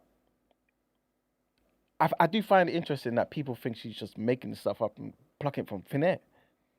Maybe everyone's experience is different. You know what I'm saying? But again, I'm pretty sure as the conversation progresses, we'll talk about it a bit more. But yeah, all I'll say for now is that the woman ain't plucking the crap from thin air. It's come from somewhere. You know what I'm saying? And this is the reason why I said to you, leave Quadco's comment. Because what he said is exactly my experience.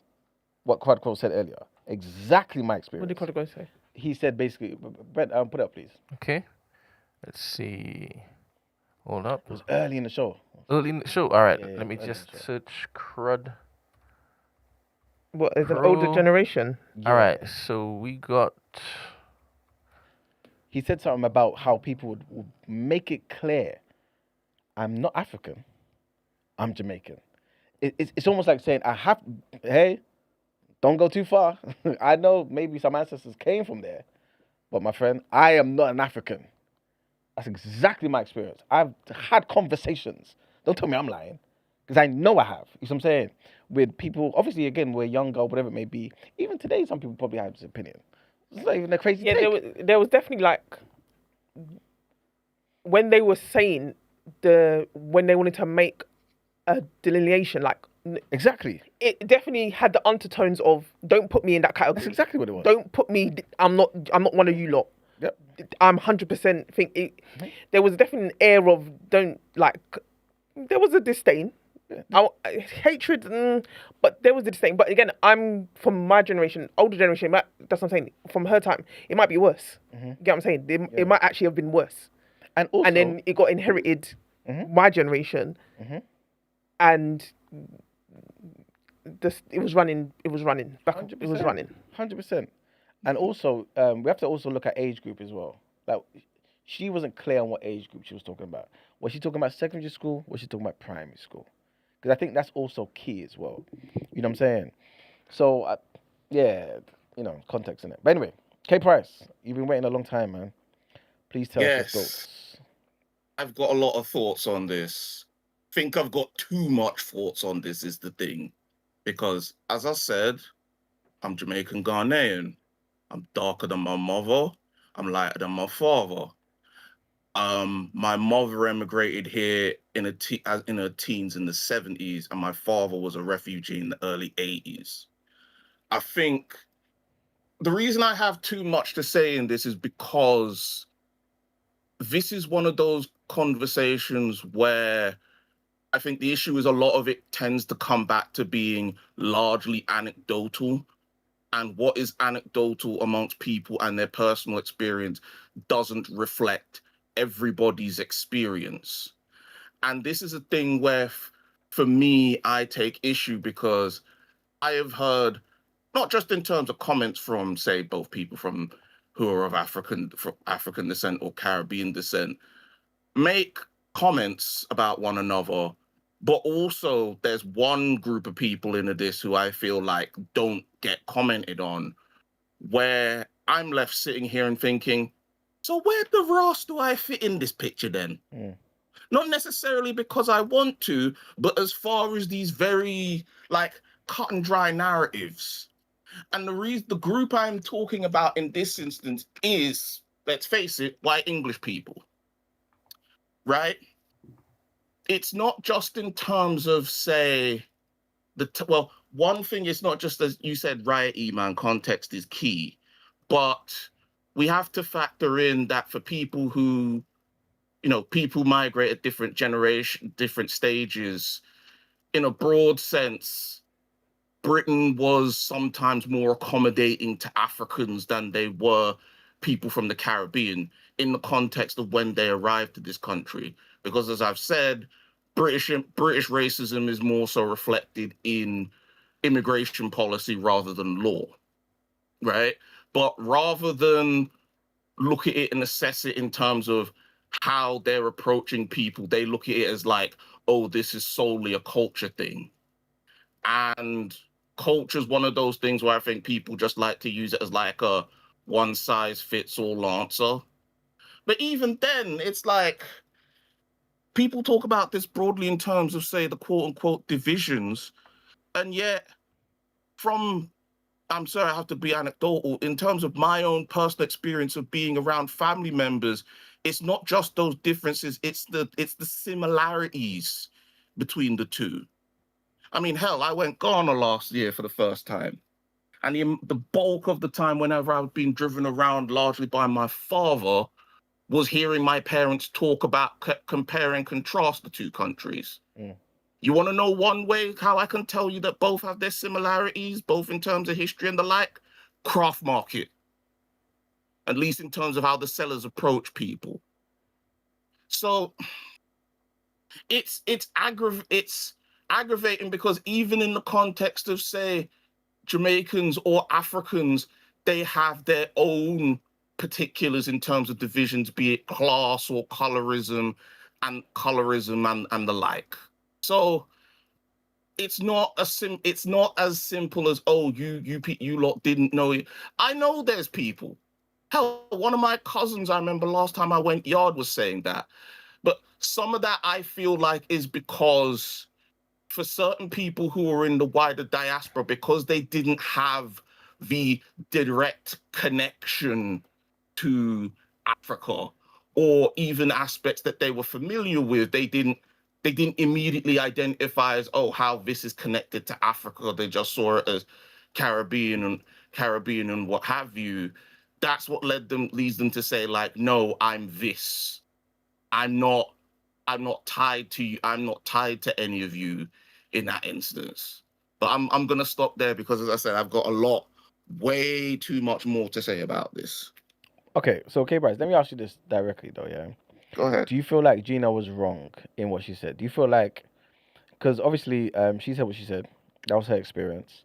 I believe it's necessary to factor in that she's a comedian, she's got to say certain things for effect and things of that nature. But ultimately, was she wrong in what she was saying? I think what she said was wrong-headed. I think it was what she said was partly hyperbole, but it was rooted in a combination of like general statements, but also her personal experiences of growing up in the 70s and the 80s, right? And the reason to go back to Britain here is because I think a lot of this in terms of perceptions of, say, Jamaicans or Caribbean, it is largely inspired by them sowing these divisions or trying to propagate certain ideas to make people not trust each other. I mean, I think the bulk of people here, at least in the chat, are Londoners. I'd be very interested to hear what it's like, say, in Nottingham, where I've got family from, or we're in like the Midlands or further out, if that's the same dynamics still apply. But like, it's aggravating because also I remember there was an event I went to for this like Pan-African, this bookshop I went, and I got to a conversation with an older brother, and I brought up the thing I always find interesting for me and funny is when people see me, there's no qualms as far as like, oh, what race am I or who do I belong to? They just know I'm Black first and foremost. But once I bring out what my heritage is, that's when all these odd comments as far as how they deem me come out. And in this case, the man said to me that I was more balanced compared to people who were either just African or just Caribbean. And then as of now, when I've thought about it, I've always just sit and thought to myself, what did this man mean by that? Right? And make no mistake, I understand, yes, Gina Yashere, in terms of in terms of how she got her start, and her representation was largely through shows and being on programs where she was putting on caricatures of Caribbean people. But then you think back to the 90s and the early 2000s, I mean, barely any black TV shows as is on British programming. How many shows were there that largely centered African people? Right. Yeah. I'm not somebody, I'll say this, I'm not somebody who had elders or people saying to me, you shouldn't mix with those people from different nationality. My mother would just put it as, you just don't mix with people who give you issues. So it's never as a simplistic thing. It's never just as a simplistic as this goes. And I think I understand people have different roles to play and look at in all this, but rather than look at this again, going back to trying to reopen these old wounds or see it as like this is a problem between these different groups, and let's put our focus towards the bigger targets who are the reasons for a lot of these divisions in the first place.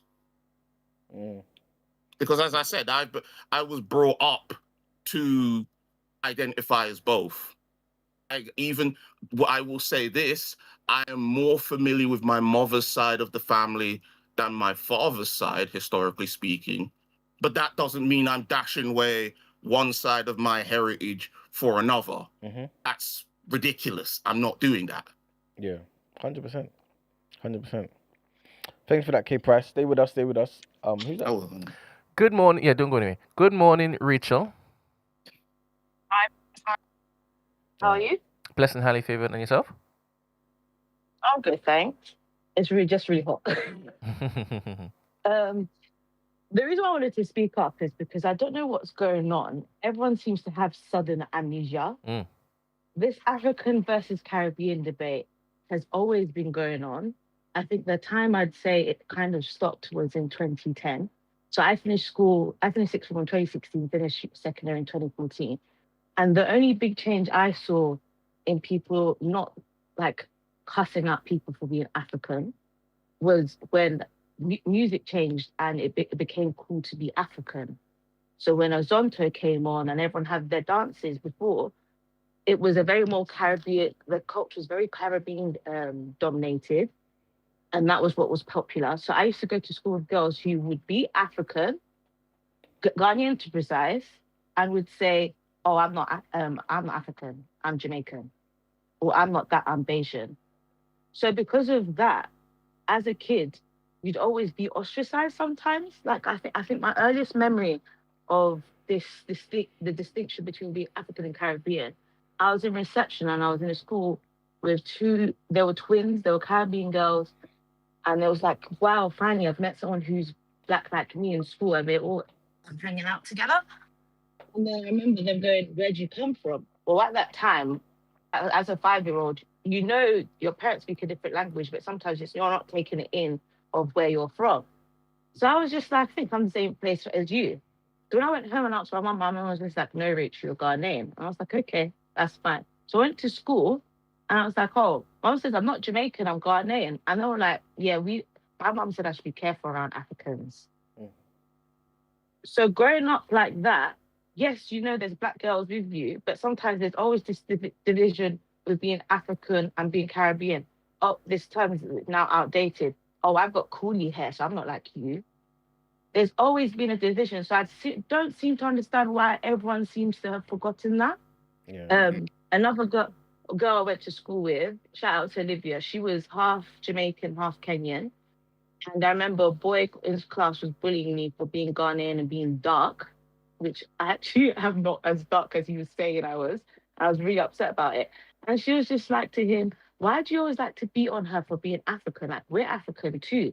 And he's like, no, I'm not. And she said, yeah, but you're Jamaican. Where do you think we came from? We didn't mysteriously just pop up in the Caribbean. We was brought over. He's like, yeah, no, if your ancestors were slaves, my ancestors were not slaves. So it's always been this divide. So I don't know why the backlash to Gina. And sometimes people need to realize what is said in jest is actually true. It was a truth. So maybe it might not be true for some people, but it's a truth for a large majority of us. I hear it, man. I hear it.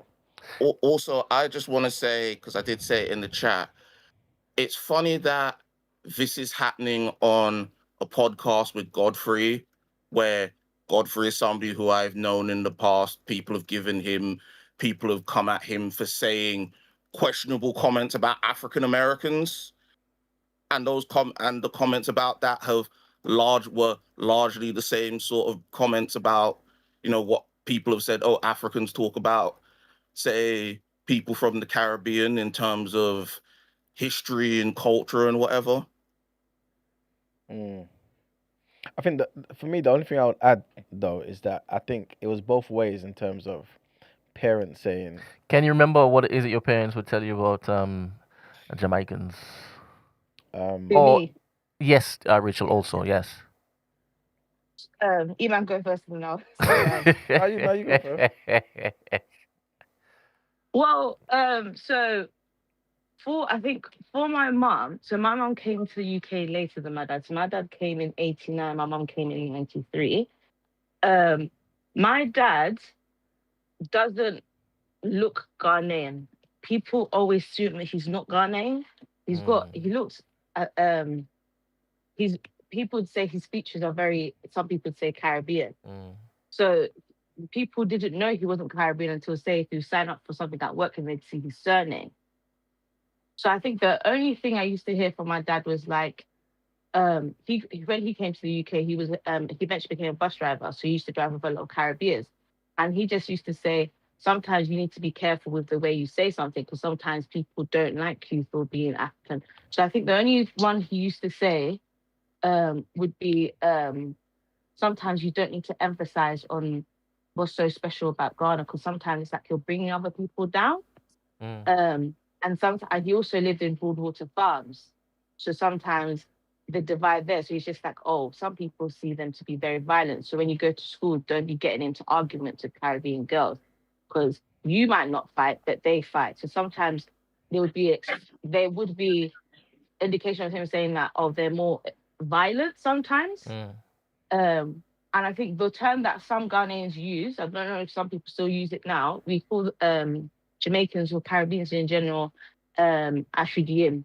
And that means, when I asked my dad what it means, he says it means sugarcane. So maybe that can be viewed as discriminatory to them. Sugarcane. So we don't, yeah. That's interesting. So that's the association. Everyone knows sugarcane comes from Jamaica and the Caribbean. Trinidad. So sometimes you'll be like, just you need to be careful with the way you say things.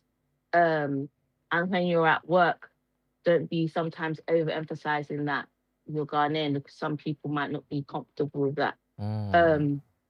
Yeah, so I think that's the main thing. He had a lot of Caribbean friends. My mum was a bit cautious when she started working, because she didn't come into interactions with Caribbean. She just used to hear about stories saying, oh, Broadwater Farms, they like to fight a lot, or they don't get on with the Africans. So because of that, she's a very quiet person.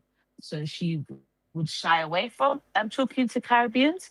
But she, in the end, when I was a kid, she was a childminder. She used to childmind a lot of Caribbean kids. And you realize, oh, what people say, this stereotype people are saying isn't true. So I think that's my interaction with it. But then obviously when my parents came, they're working in the factory. So their interaction sometimes wouldn't be with Caribbeans as much. It'd be with the Greek and the Turkish, because my mom used to sew clothes in the factories. So sometimes I think you just hear, it's what you hear, but you've not actually seen them. So you build this fear in your head of how they're going to interact with you, because it's like they were here first. So they've paved the way. So sometimes you need to give your due respect to them as well. Wonderful. Did your parents actually know the delineation between the different Caribbean islands? My dad did. My mom didn't. She just thought how people group Africans together as how the Caribbeans were. I think the church that I go to is what helps her to see the different distinctions. Like this one lady that we go to church with, she's from Montserrat. Mom's never heard of Montserrat, so she always thought she's Jamaican. I was like, no, auntie's from Montserrat.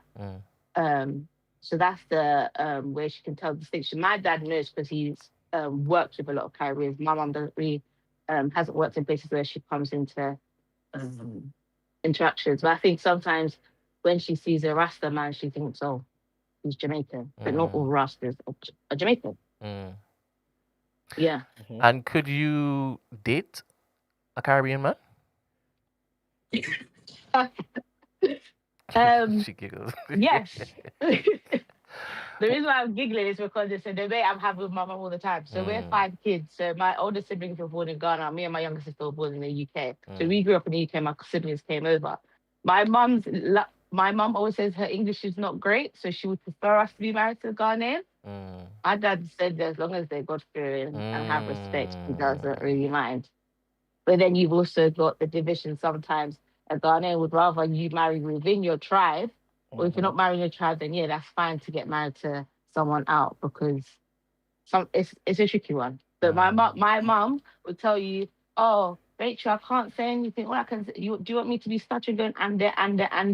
But mum, you can speak English fine. You work. English people understand you. So I do tell her, I do give her hints, and then I'm like, oh, I could get married to someone like this, and she's like, okay, where's the man though? She even with I say, oh, I'm gonna get married to a Nigerian. That sometimes annoys her sometimes, but she just would love to be able to express herself to my future husband. Nice. Thank you. Don't go nowhere. Don't go anywhere. You know what's funny though? It's interesting to hear you say it because I don't live too far from Broadwater Farm. But hearing that you said they were calling people sugarcane. That's funny because you know what those countries both share? Aki. Sugarcane. Aki. Because yes. It's just Ghanaians don't eat ackee though. Yes, because they don't eat it because of the concern regarding the gas inside it. Whereas Jamaicans, and let me just also again, even when talking about this, a lot of it in terms of the disparaging comments and a lot of where these ideas come from, it still goes back to Britain. Even you said that about Broadwater Farm. Again, wasn't after the riots in '85, there was a very strong stigma about Broadwater Farm being basically like this incredibly violent place. And considering, as I said, to do with the accommodations and as far as when people arrived and not looking into, say, law and things like that, like they just put it onto culture. Certain people bought into those narratives. Some of it is yes, there's a certain sense of people just being like having their own particular allegiances and what have you. But it's also just this idea that like, oh, if you aren't like them, then you have a better chance of mobility and getting into employment. But as time has gone on, it has shown not to be the case, I feel. Because I think about, sorry to make this topical, but I think about when the Windrush scandal, all that happened. And there was that whole discussion on Channel 4 with Kwasi Kwarteng and Marcy Phonics. And I feel like it's funny because Kwasi Kwarteng was sent out there considering he's a guy who said, I don't want to be the go-to person to talk about black issues. And if you look at him in that footage again, he looks like he doesn't want to be there. And that sort of thing only sought to, regurgitate and in certain senses reaffirm this idea that like, people broadly speaking from the African continent were like better them than us. Thank God it was them who had to do that. I noticed. So there's always been that. Or even on a more touchy subject, and this is the thing that I always think about, Damilola Taylor. The thing I remember the most about what happened with Damilola Taylor is the way they kept prodding and instigating this idea of like, yeah, there's a problem between you two groups, isn't it?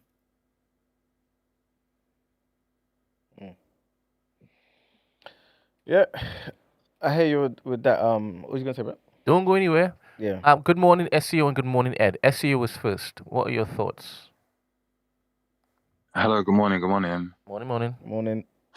Morning. I wanted to kind of explore this idea. I wanted to come from a place where I believe that in order to move forward in some scenarios, you do need to address something that's happened prior. I feel like there's an issue with like a chronological order. I may be wrong, but I feel as if, let's say there was a wide range or a massive amount of Caribbean people here as a result of the Windrush, and then obviously, let's say Africans largely started moving to the UK in the 70s.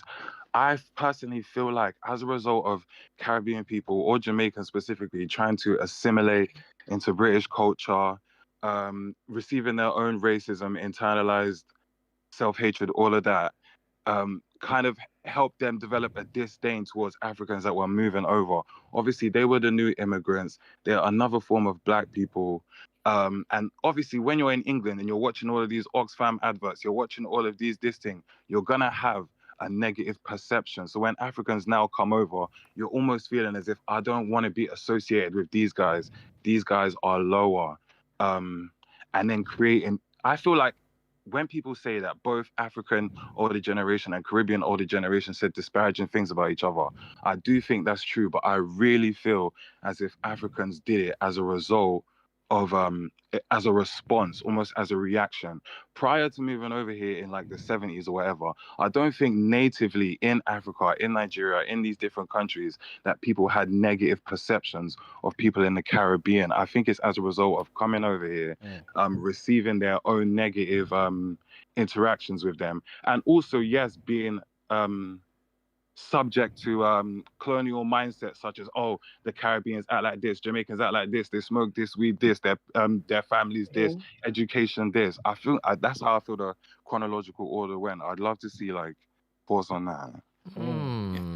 That's a good thing. That's a hot take. I don't think I agree with that. I don't think I agree with that. I don't know if I would agree with the self-hatred thing, but I would agree as far as, broadly speaking, our sort of like Black politics in a sense is largely defined in resistance and reaction. And the problem with reaction is sometimes you have a habit of repeating the same things of the people who you are supposed to be opposed against. But can I just also add as well, I think we need to broaden the time frame as far as whenever we discuss this, because we only look at this as far as the early 20th century. This is a country that tried to deny for the longest that there was any semblance of a African or Caribbean presence until the late 1940s, when even as far back as when Peter Fryer wrote Staying Power, there's been proof that there's been some semblance or another of Africans being here, going back to like the early days of the Romans being here, or even in the Tudors, John Blanc. So it is something that is often, I find, truncated and not looked at in a more holistic sense with this discussion back and forth. And especially considering in earlier times, the numbers of people in this country were much smaller. So it doesn't, it's these sort of guidelines I feel like were not defined or made by people who came broadly from the Caribbean or African people. It's been defined by Britain. Yeah, there's been a shift. Definitely been a shift. There's definitely been a shift, and I would agree, sir, that there needs to be, you can't, in a certain sense, you can't move forward without addressing the past. But also, as I said, I think we need to look at the past in terms of people who are coming from the Caribbean or from Africa, who aren't just solely based in the capital. Can I ask something? So based on where it's kind of originating from, I would kind of say when transatlantic slave trade kind of first kicked off, and you have Black people / African people being denoted as 3/5 human, obviously that would apply to all of us. But do you not think that would apply to the most core kind of place that we originate from, Africa? And then would other Black people not also kind of take that on? Like, for example, I feel like there's quite a comparison between African Americans and obviously Caribbeans. It's fairly similar stories, not completely, of course. But then is there not sometimes as well African Americans don't want to align with Africans as well? Maybe an American stature, maybe making them feel a bit above. And would that not be the same as Caribbeans in Britain? I mean, number one, the issue is the 3/5 rule is an American thing. Yeah. And we don't have the 1-drop rule is not specifically to Britain. I mean, was the 3/5 thing not applied to? So, for example, was the 3/5 rule not something that Britain used in order to? No, that was specifically an American contextual thing. But So no Caribbean plantations. No, but as far as also bringing up America, it's funny you say this. You say this, African Americans have had issues in terms of not just with Africans, but also those from the Caribbean for similar reasons. And some of that, interestingly, is because, like I said, a lot of people, including various like African American scholars of, say, like Du Bois and the like from the 20s, they never looked at it in terms of the laws or issues or structures that allowed them to assimilate and progress better than African Americans, but they also perpetrated biases in saying that, look at these people and their culture, they're more forward thinking, they're not backwards like the African Americans coming from the South. So it's a thing where they were trying to do that in the name of racial uplift, to try and use them as like the model example, that as time went on, certain people went and turned it on its head, like over here to say, oh, the reason why people aren't doing well is because it can't be racism, because look at them, they're Black and they seem to be doing okay. So it has to be some other reason for that. It's a crabs in a bucket mentality, essentially. But even that's even the crabs in the bucket thing is out of context, because a crab's natural habitat ain't a bucket now, is it? No, and it's also, not. a lot of the time, when people bring this saying up, I find they tend to do it from the pessimistic angle of thinking it's that. What about if the reason the crab is grabbing onto the other one because he thinks the other crab has made it? Yeah. Right? Yeah. What if the crab thinks the other one's made it and thinks I can get a way out, rather than I'm trying to keep you in there? And that's the key thing. When you're bringing, you'd think that because I'm up here, I'd want to bring along the people who are struggling with me. But the thing is what the key way they've been able to divide is to rule us is through division. If I'm able to pick 2 characteristics about you that you don't like and you don't want to be shown to your face, you're more likely to shy away from it. Why do you think we had Black people who had white appearances passing and not wanting to acknowledge their parents? Because that's the sign of their shame. So unfortunately, yes, we have people that originated from slavery, but who moved to countries because were not even moved, were forced into countries because of the slavery. Then they don't want to look at the past. It's the shame to them. But that shouldn't be the shame. You should acknowledge that that's a past that, yes, that happened to my family, but how am I going to move forward? Some of it, I would say, some of it is a sense of shame, but it's also survival. Yeah, I think 100%. I would say survival is more so the focus than a sense of shame in terms of like trying to distance themselves. But also, who is it again that set up the whole system of, if you are of a certain complexion or you try to look more like a certain complexion, you will have material advantages over other people. Them. Yeah. Them. Yeah, and that's exactly. why you always have that division that some people still can't move against. As much as we've embraced and understand colorism, it still remains. I mean, and the thing is, we have these conversations a lot. How much do you think that you say, you know, English people, whites in general, you know, they're thinking about these sort of things? Because a lot of them are none the wiser, and they buy into the same kind of simplistic narratives that put them against those people to say you're different. Even in a country like this that has such a rigid class system and is also a whitewashed one. Yeah. Don't go anywhere. Yes. Can I just have Ed share his thoughts before you jump in? Please don't forget what you're going to say. Ed. Can you hear me? Yeah. We can. Yeah, what's good? What's good? Do you mind waiting until it is Christy shares her thoughts? No, let Ed go. Yeah, no, let Chris go. Chris go. No, I was because gonna say, it might be a long tangent, so Ed is fine. All right, cool. Thank you very much. Oh, all right.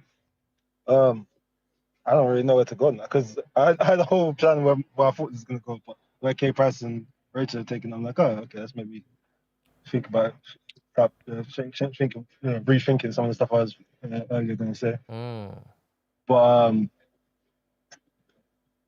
I'll try and go back to some sort of my initial thought process, just so I don't get too caught up in that conversation that they're going to continue having. I do think that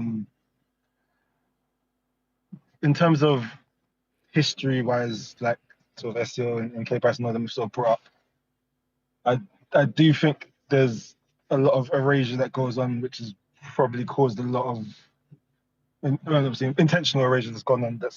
That adds to the whole way that things are looked at, because I do feel like it's almost sort of this sort of narrative is sort of pushed as if Caribbeans were here and then like the Africans came to sort of like be their competition or something, you know. Well, that it's inherent.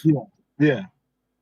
It's sort of like that sort of is how the narrative is now sort of pushed towards that, and that sort of creates a lot of tension there, you know. And I do think, you know, I can't speak to what my mum fully knew from the little conversations I've ever had with my mum, you know, about certain things. Like her perception of Jamaica pretty much just came from things she'd heard, music, obviously like reggae and stuff, you know, and whatnot. Like, she didn't have, you know, there wasn't like any sort of education on what you know what I mean? There was no education in terms of the Caribbean. They were not educated on the Caribbean, you know, in terms of, and I'm sure vice versa, probably in the Caribbean, they were not educated specifically about what goes on in Africa. So, you know, I think obviously you inherently, if your only perceptions of people will be, you know, if you're coming in with a perception of this is all I have of this, you know, I just assume everyone there is a dread Rasta, Bob Marley smoking weed, like, you know, like that's gonna inherently make you have a certain level of bias anyway from jump when you come here. So then on top of that, then come here and then experience, you know, because I'm, you know, I know my mom experienced certain, you know, situations with Caribbean people, you know, and then sort of that then further adds to your biases when you've already got this inherent bias already sort of coming in, where you sort of feel like you're already coming in here with it, you know, thinking as an African, thinking, oh, these like Jamaicans think like, I think we're like, you know, they think they're better than me, or they think I'm trying to take over from them or some sort of ish, whatever, you know. Like I do think obviously that plays into that, you know, and that creates that, you know, that further adds to that, you know. And I sit there and go like, you know, I'm not shocked then at obviously the level of sort of how then that, you know, because naturally just humans in general, not even just specifically us as a people, but humans in general, we're almost like taught to to find something to look down on the next man for. So narcissism of small differences. Exactly. We're literally inherently sort of taught that way. So there's always a way we need to find something to be able to think that I'm better than you in some way, shape, or form. In African culture, I feel like it's usually education that they'll usually pick that up on. You know, in you know, other cultures it might be something different. I don't know, but it's a figure of there's always this thing that you need to sort of find, like, I am better than you because of X. You know, I can't be grouped as the same as you because of Y. You know, and I think that, you know, creates this, again, adds this thing, and I sit there and go like, even now, like, you know, God bless my mum, love her to death. But even now, like, she would, you know, I'd hear her. I've heard her on the phone when she's like talking to some of her friends who are African women, you know, and we'll be, and you know, she'll explain, she'll, you know, be like, oh yeah, his partner's Jamaican, and then instantly sort of go into defense mode to be like, yeah, but she's like educated and they're middle class and they're not like the other ones though, you know what I mean? Like, just to, like, she inherently different has to do that and make sure that, you know, people distinguish that, you know, that none of that, you know, don't throw him into that basket of, you know, like they're you know, and that sort of thing, that sort of caricature, the idea of I'm not like those people, when a lot of the times those quote unquote people aren't really real people. You might see them in media or in, say, entertainment and stuff like that, but they're not exactly, you know, they're not exactly real things in that sense. And also, just to bring up, as far, since we're talking about slavery here in this instance, I know one thing that's often a sore topic with people. Wait a minute, K Price, wait a minute. Ed, did you finish your thought?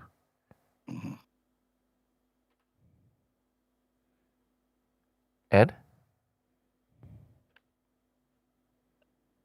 Ed?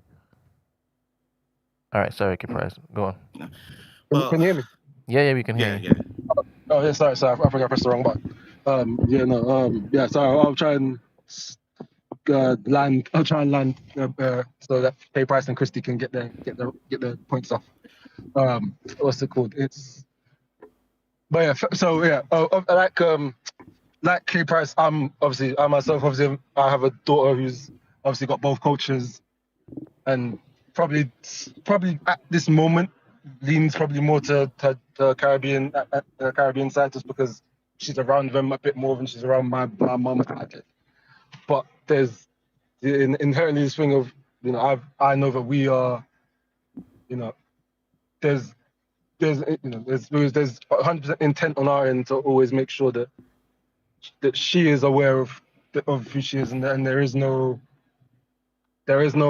difference there. Like, there's a made up difference, and I've sort of explained stuff to her because she's heard certain things at school where, like, because even I can't remember who said it. Someone tried to say, oh, that it ended like 10, 15 years ago. It's like it hasn't ended, because I literally, my daughter was telling me the other day that she was like hearing like, oh, they were making jokes about African people.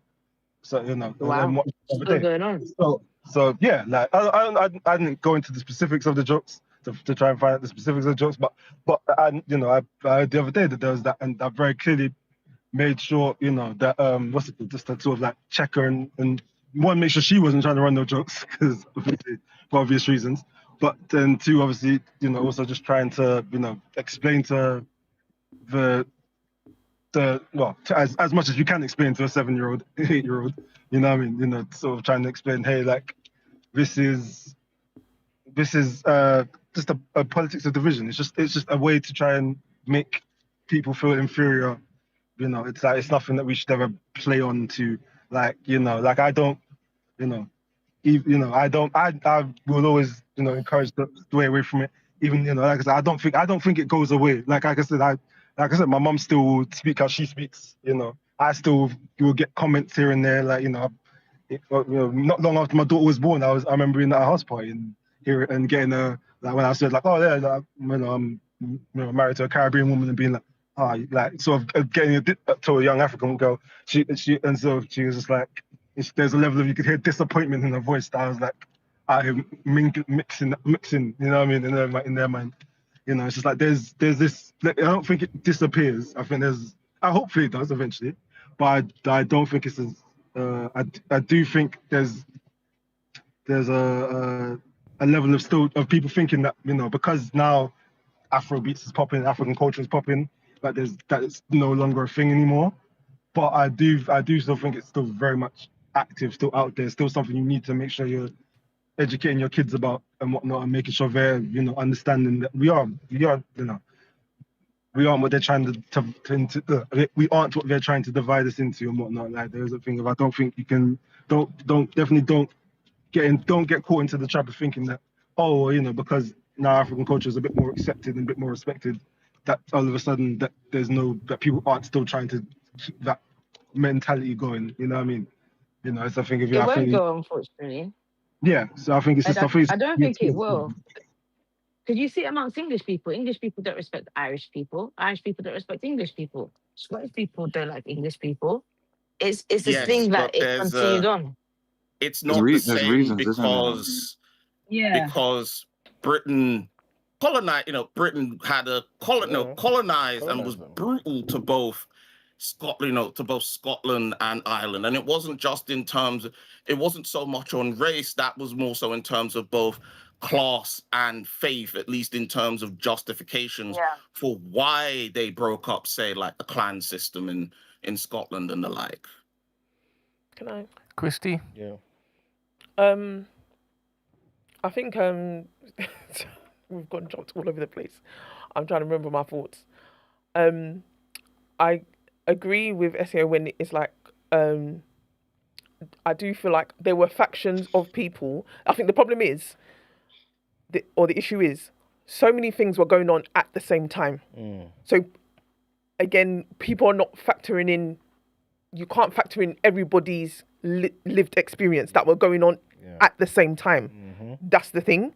So even in this London, there was even a difference in East London, what was happening in East London, what was happening in South London, with being with Caribbeans, Africans, or whatever, North London as well. Whereas like where I grew up, there was more, I would say, front-facing Jamaicans or homogenized Jamaicans in certain areas that I was around, where they kind of where they set up shop and they lived and grew up and stuff like that. Whereas in East, like I've got my friend's husband in, I think he was like from East Ham, them areas. It was like from people from Dominica, heavily concentrated there, St. Lucia, all them. So there was different things happening at the same time. So I didn't necessarily liaison with different Caribbeans. I felt like they were the very quiet minority, whereas Jamaicans were the loud majority. I'm saying in South specifically, especially where I went to school. Anytime you asked, 9 times out of 10 you would hear I'm Jamaican. Before you even heard any other smaller islands. It was only until I got to college where I actually came in contact with other people from Caribbean islands that were like representing and all that kind of stuff. And also I think when specifically I'm talking from Nigerians' perspective, when Nigerians came over and stuff, I think there was definitely, again, a lot of things were happening at the same time. I think depending on the mindset of Nigerians, I'm gonna come here. I'm coming to work. There were some people that were fine, but there's some people, I'm coming here to work and I'm sending money back home. That's I don't care about anything what's going on here. Don't come and tell me anything. And the children I've born here, they are coming to face their books and I don't want to hear nothing. I don't want to hear nothing. Even when you're coming to socializing, I'm asking my parents about socializing. What's that? Have you read your books? Like, so they're not considering anything what's going on outside of that mission. So there's that. There's also a group that probably observed the way the perceived, I guess, Yardi. I'm not trying to be offensive. Just hear what I'm saying. That Yardi perception, and there was also a difference when they were like, no, I'm not that. There was even Jamaicans like, I'm not that, you know.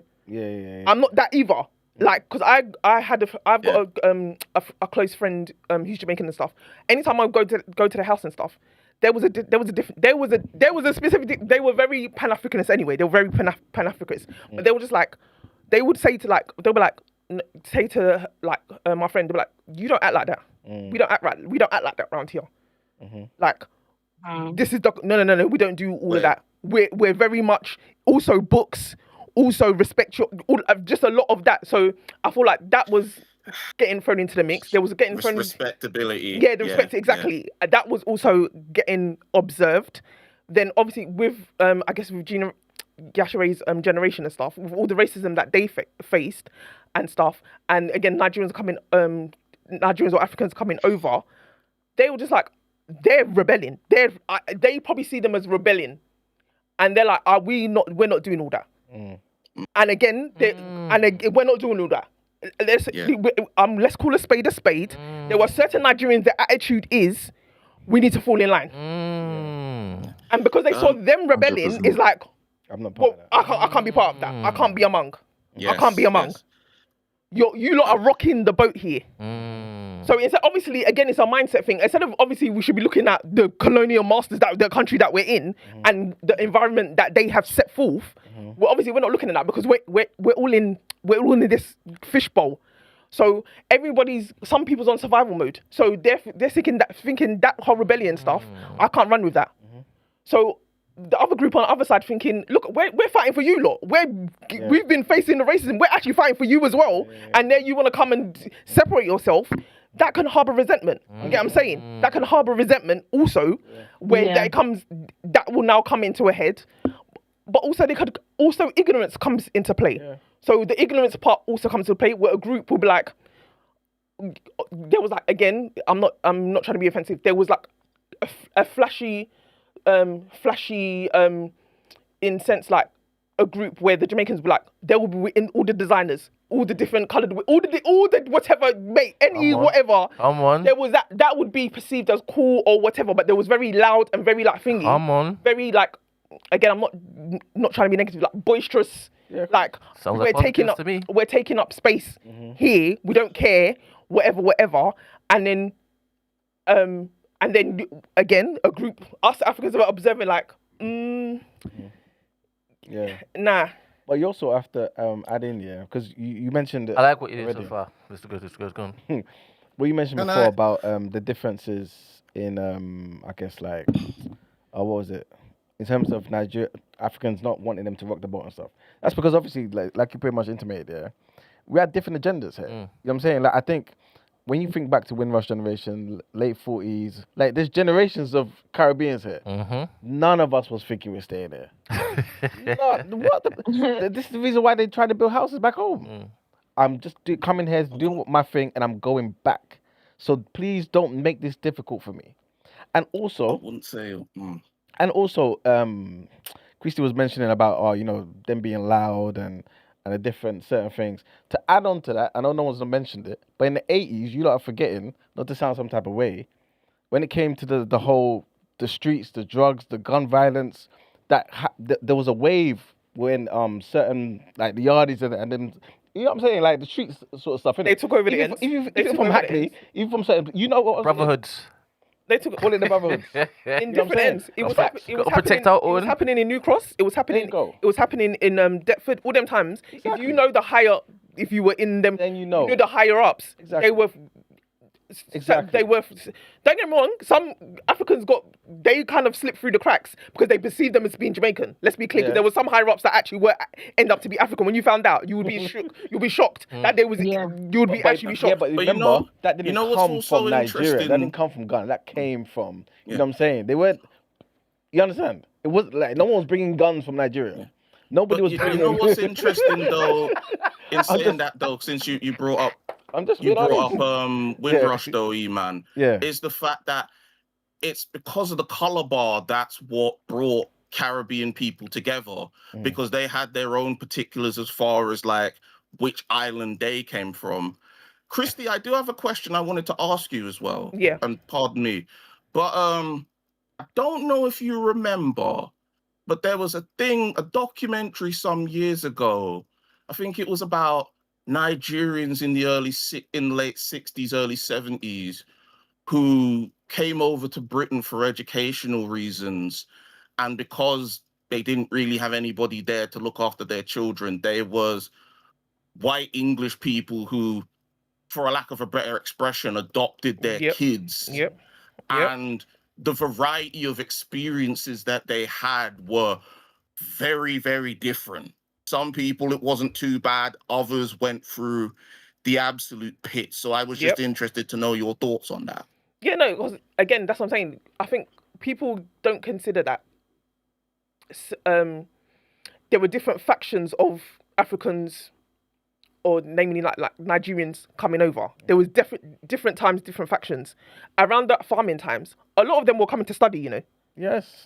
A lot of them actually came from well-off families back home, and but they just came here to study to get because that was always the thing, getting a degree, and to come back and do whatever further themselves in Nigeria. So when they now got here, obviously, the lay of the land, because obviously the way your colonizers have pitched England to you, it's like it's paved as gold. You get what I'm saying? Yeah. So they've come here and gotten a rude awakening. Obviously, they've doing their studies and stuff, and they're like thinking, wait, hold on. And then some of them, either they came as a couple or they came as singles and met each other, and the next minute, you know, boom, accidents happen. Let's be clear, some of them families were not planned. Some of the kids were not planned. So now it's like, I'm now studying, and now I've got a child. What am I going to do? And then, obviously, that's when all that whole ads. We had the guy come here with fantastic Netflix documentary. I don't know if he's still on there, but very insightful documentary. But again, they all had that, and then when their now studies was finished, they all up and left because the aim wasn't even to stay here. Some of them. So you got those faction of people. So if your aim is to come and study, and you're going back home, they're thinking, I'm not trying to mingle with it. I'm only going to mingle my people then. So I don't care to have any kind of racial relations with other black people. Yeah, exactly. Especially if I'm looking like the perceived that I'm coming to study and that's all I'm facing. So you had those people. Then obviously you got the next wave where it's like, mate, the channels in which they came to England was very sketchy. It's very sketchy. Yeah. My father was one of those channels, and I stand on that proudly. Some people would be embarrassed about it, but I don't. And if anything, for me, it explains a lot of feelings for me in terms of when I think back to when I was going secondary school, and some of the people in my classes were people who couldn't. People thought they were shy, but the problem was because they didn't speak English too well. And I could only think to myself, I can only imagine what you must have had to go through to get to here. Can I ask? So I just want to ask really quickly, and hopefully not causing tension, but I just really do feel there was a level of subjugation from Jamaicans to Africans around the 70s. So I guess I just wanted to query, does no one really feel like that? In what sense? Sorry, when you say that, in what sense? Can you give examples? Okay. Oh, I'm trying not to be too specific because obviously these are anecdotal, but I do think it's across the board. Like, for example, literally, so my dad, for example, he would frequently be referred. Obviously, I'm from Luton. I'm not from London, so even that the story is going to be a touch different. But we were still over there anyway. So something that my dad was commonly referred to was as Boo Boo Paul, referencing directly the African perception in a sense. And I feel like there was a level of just not wanting to be associated with the perception of what Africa is, whether it's in regards to behavior, in regards to dressing and wearing native wear. I remember even growing up when I used to go to the pub, because I used to play for a football team, and I'd go to the pub and I'd see like black guys in it, and I didn't understand how that was even possible. But obviously learning that, okay, these most of the time might be Jamaican guys that have already assimilated. I really feel as if there was a level of, we're in England, and in England, the closer to whiteness you are, the better life you have. And I feel like we may have been on the end of that. I have issues with that because I don't think assimilation is totally a thing of saying, oh, we're trying to get to be like the English people then.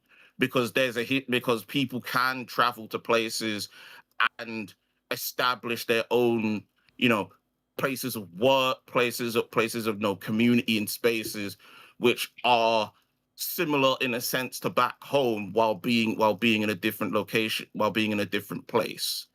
And that sort of thing in terms of because this is Britain.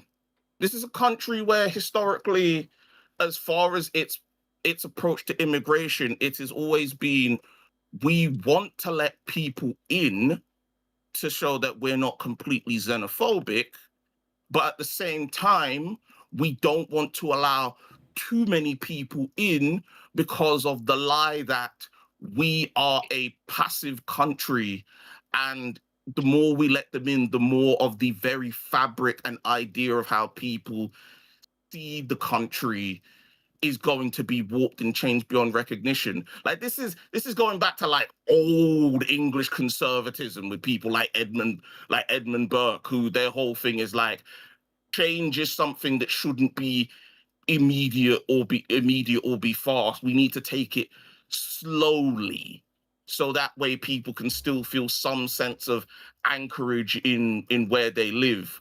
But the problem with that is this is how you also got the idea that Black people, wherever they went, or not even just Black people, but also people from Asia, also wherever they moved to, wherever they went, they invited the racism on themselves. If you only didn't just move to that area, then these people wouldn't have felt the need to go and move out and go elsewhere, blaming it on them rather than, educating the people, educating their own citizens and the people as far as where they are coming from and why.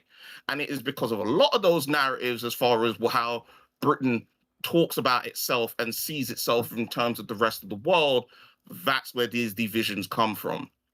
This is arguably the last country in Europe that still, despite its literal landmass size, thinks of itself as a bigger country than it is. I hear you there. I feel like you're right. To address SE's point of subjugation, I don't know about that, but again, I feel like I mentioned that. I feel like there was there probably was definitely a sense that when they had assimilated, I'm not saying that's all, but when they had assimilated, because they've been here generation or two before, and there was an issue of, I guess, they're not an issue, but they had assimilated. Again, I think it was just more so the ignorant side of things just came to play. Like, these people are coming straight off the boat, quote unquote. Boat, yeah. Yeah, straight off the boat, quote unquote. Strong accent. Whereas to them is like, obviously they've assimilated. So even the Caribbean accent is feigning. Not so obviously some still obviously held their Caribbean accent. I'm not saying that was the majority, but I'm saying they could blend in with, obviously not race-wise, but they can go together in culture-wise. So yeah, that's why you said you would see them in the pub or whatever. Exactly. But you're not going to see a Nigerian uncle in the pub. Impossible. You're not. I mean, he was going with his man them to the beer parlour where they were hanging around and whatever. But more time that was in our houses. You get what I'm saying? It weren't really beer parlours. It was in our houses. Everyone, when those people who came on in sketchy means, we had to hold on to each other. Yeah. So again, the likes of outsiders weren't really a thing because we had to link up with people who already maybe got their status already, had patterned themselves. So we need to get the 411 how we're gonna pattern ourselves. So we would link up with those people more so than anything. And then yes, you're gonna get the ignorance that's gonna come into play because it's be like, oh, look at them, African boobies, all that talk or whatever. But then the same way. I know there's a Yoruba word that we used to call specifically Jamaicans. But all these things are going to go back and forth. What is it? Like with time. What is it? Million What? What's it? Ireke. Yeah. What does that mean? I guess it was the word for being Caribbean or whatever, but it was said in a derogatory way. It wasn't said in a nice way. When you break that down, what does it mean? Ireke. I would need to. All right, cool. I would need to. How about you, Manuel? Have you not heard that? No. Really? Yeah. I heard that all the time. I mean, I heard that all the time. Because I saw somebody in the chat who said they were African American. I'm more familiar with the expression of a kata being regarded as an insult. Yeah. But the thing with that word is I've heard it. What does that mean? When I've tried to find out in terms of what the meaning is, I've never been able to pin it down. Same. What Ghanaians. Same. There's no explanation for it. A lot of these words are not like. What does it mean though? It's what would be used for like African Americans and. Okay. Like, it's Ghanaians that would be. Yeah. Okay. Similar. Well, it's not the same as saying Oyibo, but it's like a lot of these words are different words for like foreigner, somebody who's not. Yeah. You know what I mean? Yeah. But yeah, man. But also, like, to go back to what SEO was saying, I wouldn't call it a subjugation thing. I think it's literally just one of those things, man. The word means sugarcane people. Ekate. Is she talking about that, or is she talking about? She's talking about what? Sorry, I've just Rachel come was back saying. in. So, akata doesn't mean sugarcane. No. Your one. Is Maggie saying what I said? What did you say? Ireke. Ireke. Sugarcane people. Is that what it is, Maggie? I know. I have heard that akata means wildcat. I've heard that, but I only heard that recently. Oh, is it? Like them clubhouse days that they were throwing the Americans, the black men were saying, "Oh, you lot used to call us that," and I kid you not, I had never heard that term before clubhouse. Ever? Yes, I had never heard it. Yeah. I had never ever heard it. But again, back then, our relationship to black Americans weren't like even the family members that I know that went over there, they weren't even saying that they weren't saying that. So I don't know where that came from. You wouldn't hear it here though, because every time I heard it back home, I can't lie. Really? Yeah, I didn't hear it. I never heard it here. That's what I'm saying. I never heard it here. I can't lie. I think I like. It's only I like in America, the not in the UK. people of the sugarcane. I like that. Oh, so what I said, No, that's Maggie saying what I said, Ireke, that's what it means. And I never knew that. I never knew that. But all I was it was either that or Jamal. Yeah. And that was so ignorant because they would tie that brush with just anybody. Every Caribbean. It's just that's what I'm saying. It's dumb. It's dumb. So it was either those two words. Everyone did it though. I'm not trying to justify it, everyone did. but everyone did these things. This is why, like, as I'm sitting back and listening to this, I'm just thinking, I hope we get to the point where we just remember we're all the same. You know what I'm saying? Because we all did it. Some obviously started before others because there has to be a chronological order to things, right? But everyone had certain things. Yeah, but I used to even but even when I got to college and stuff, when even ignorance still showing it in display, and then other from other like Caribbean islands, but like, don't call me Jamaican. I'm not Jamaican. Don't call me. Like, they would have they didn't like that either. They're like, I'm from. Like they didn't even like to be tied with the brush of I'm just being Jamaican. Because I feel like they were so fed up, like, oh, we're being lost amongst the noise of Jamaicans when we actually have our own island, we have our own culture, we have our own thingy. So that was also an issue as well. There was a lot of people like, no, don't call me that. I'm from so and so. I'm from Trinidad. My parents are from St. Lucia. Some were half St. Lucian, half Antiguan. Some were half St. Kitts, half like there was that's what I'm saying. So. But even in that, there was an issue. But as West Africans, see, I'm not trying to sound some type of way, but we you know what I mean? We're not trying to take the time to understand. The same way they didn't understand who was Ghanaian and who was Nigerian. That's the most. It was that way. It'd be a thing of we were all pulled into. We all get pulled into Nigeria and Ghana and stuff when we're all like, no, we're all our own thing. Exactly. But like, we don't get put in that sort of tied with that brush. 100%. Every stereotype would be directed at. It was directed at usually Nigerians more than Ghanaians, but usually both those nations. That's where the stereotypes be coming from. That's all it was. Like, that's all it was. Exactly. Like Nigerians, a lot of other African countries took the heat because of Nigeria. Because of us. But let's be clear. No, we're overrepresented. We're 100% overrepresented. I don't even know. Some of us went and begged with the Caribbeans because of that. We're tired of being called the same as you lot. Sorry, can I just finish? And also, it can come across dismissive for Nigerians specifically. And you know why I tell you why? Because I'm not gonna lie, I'm guilty of it too. Because at home, you were competing with your own sibling. Talk less of somebody outside. So whatever anybody's talking about, your parents were putting your siblings against each other. Or they're talking about so-and-so like, so wait, you came home with an A, and no, you came home with B, and they came with A, and they were like, so what are you doing? Do they have two heads? What? So already there was competition bred. So anything else anybody was talking about, that like the measure in which Nigerian parents were on the yardstick they were measuring. So they're like, so to anything else, it could be ruled as dismissive. Like, oh, what are you talking about? These times my parents were, it was so regimented. You get what I'm saying? So it could come across dismissive because we're like, is that what you're crying about? Yeah. Mate, I got to stand up the wall and jump and hold my ears, and you're talking about what you're talking about. I'm dealing with that at home. This is it. What you're talking about is rubbish.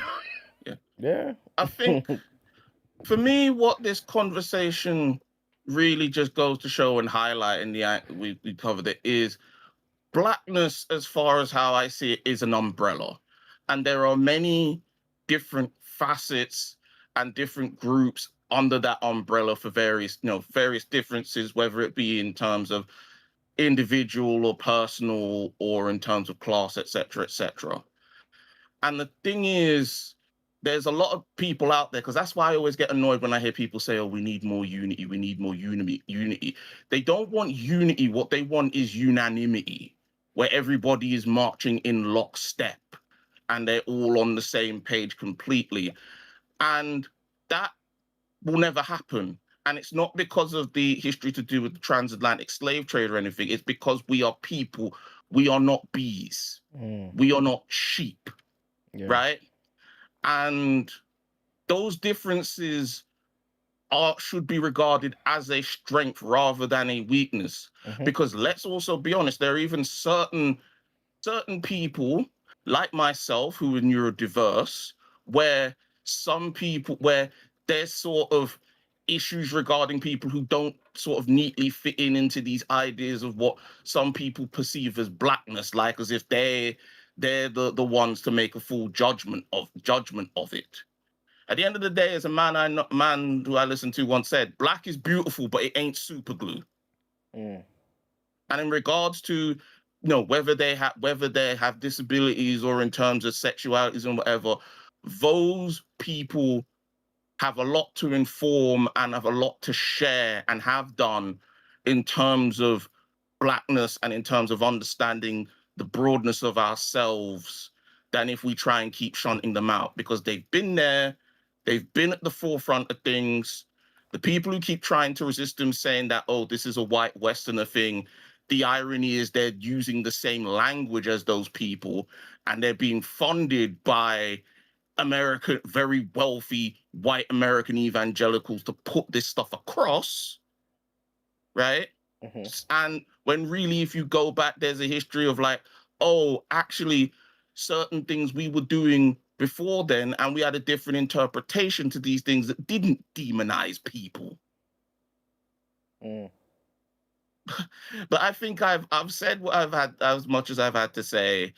I will leave it here, but it's been pleasure to chat with you lot as always. Thank you very much. Question, Emmanuel.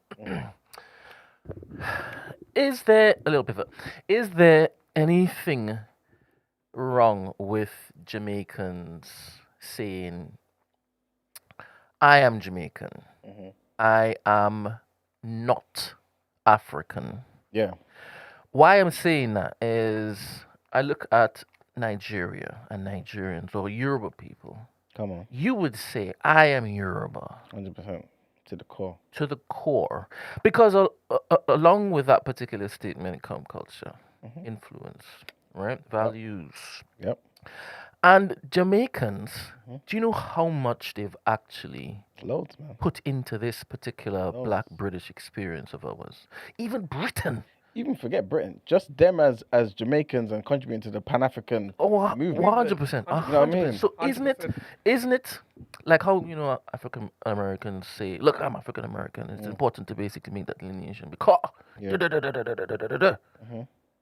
So I think I have time and bandwidth for Jamaicans who be like, look. It's about context though. I know, it's always about context. Because some people, like I was saying, that's why I said I'm pivoting a little bit. It depends why they're saying it. Exactly. And the intonation of what they're saying. Exactly. When they say that. Exactly. I hear you. Like you said, when I say I'm Yoruba. And it's not to put down anybody. It's not to reduce anything. But it's more so, look, we are displaced. We have been displaced. And in our displacement, we created something new. And we brought that new thing to this godforsaken island. And we changed it, right? And that should be acknowledged somehow. Yeah. It should be recorded somehow, right?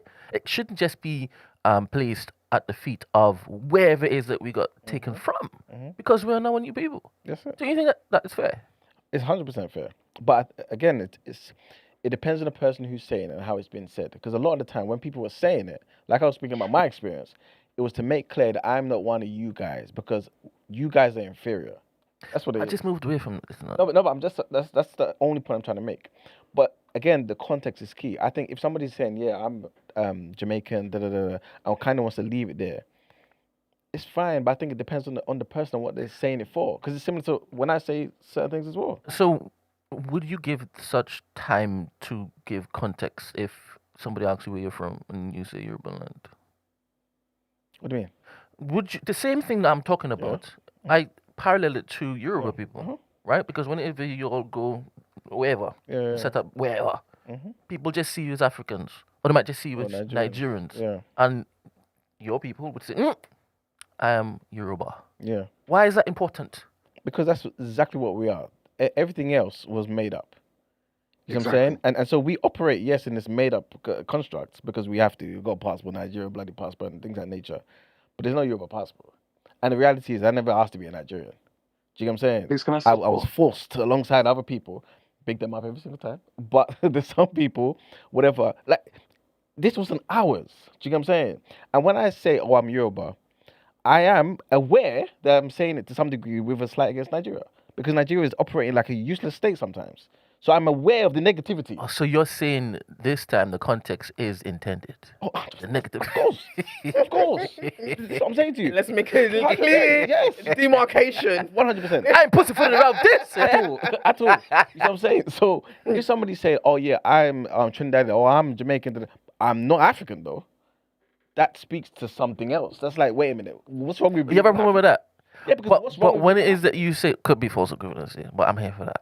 Yeah. Please, can I try support? I'm so sorry. I think what kind of maybe the difference is. It's crazy because you did it to me. Sorry. I don't like stuff like that, but I normally don't let it go. But yeah, run it. I heard support in there somewhere. Nah, I heard support. Go on. Let's see if it's support. Basically, what I was trying to refer to is Nigeria is kind of an imaginary place, like it's just a made up word. And I feel like maybe that's the direct correlation to Jamaica. So ethnically, we're Yoruba, but Nigeria is obviously the nationality. Ethnically, Jamaicans would be African, or would it be that similar to African Americans? Is it that Jamaican would now be an ethnicity? Yeah, it would be more so similar to, like it's a new ethnicity. Because everyone who's Jamaican didn't come from the same country. Do you know what I'm saying? Otherwise, you'd be like, yeah, they're all Yoruba, they're all Igbo.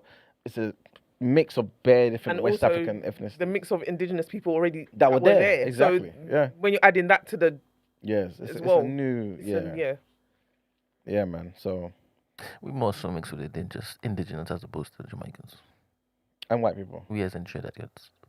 Oh yeah, I guess so. Well, but also the Indians that came after that. What in Jamaica? No, Trinidad.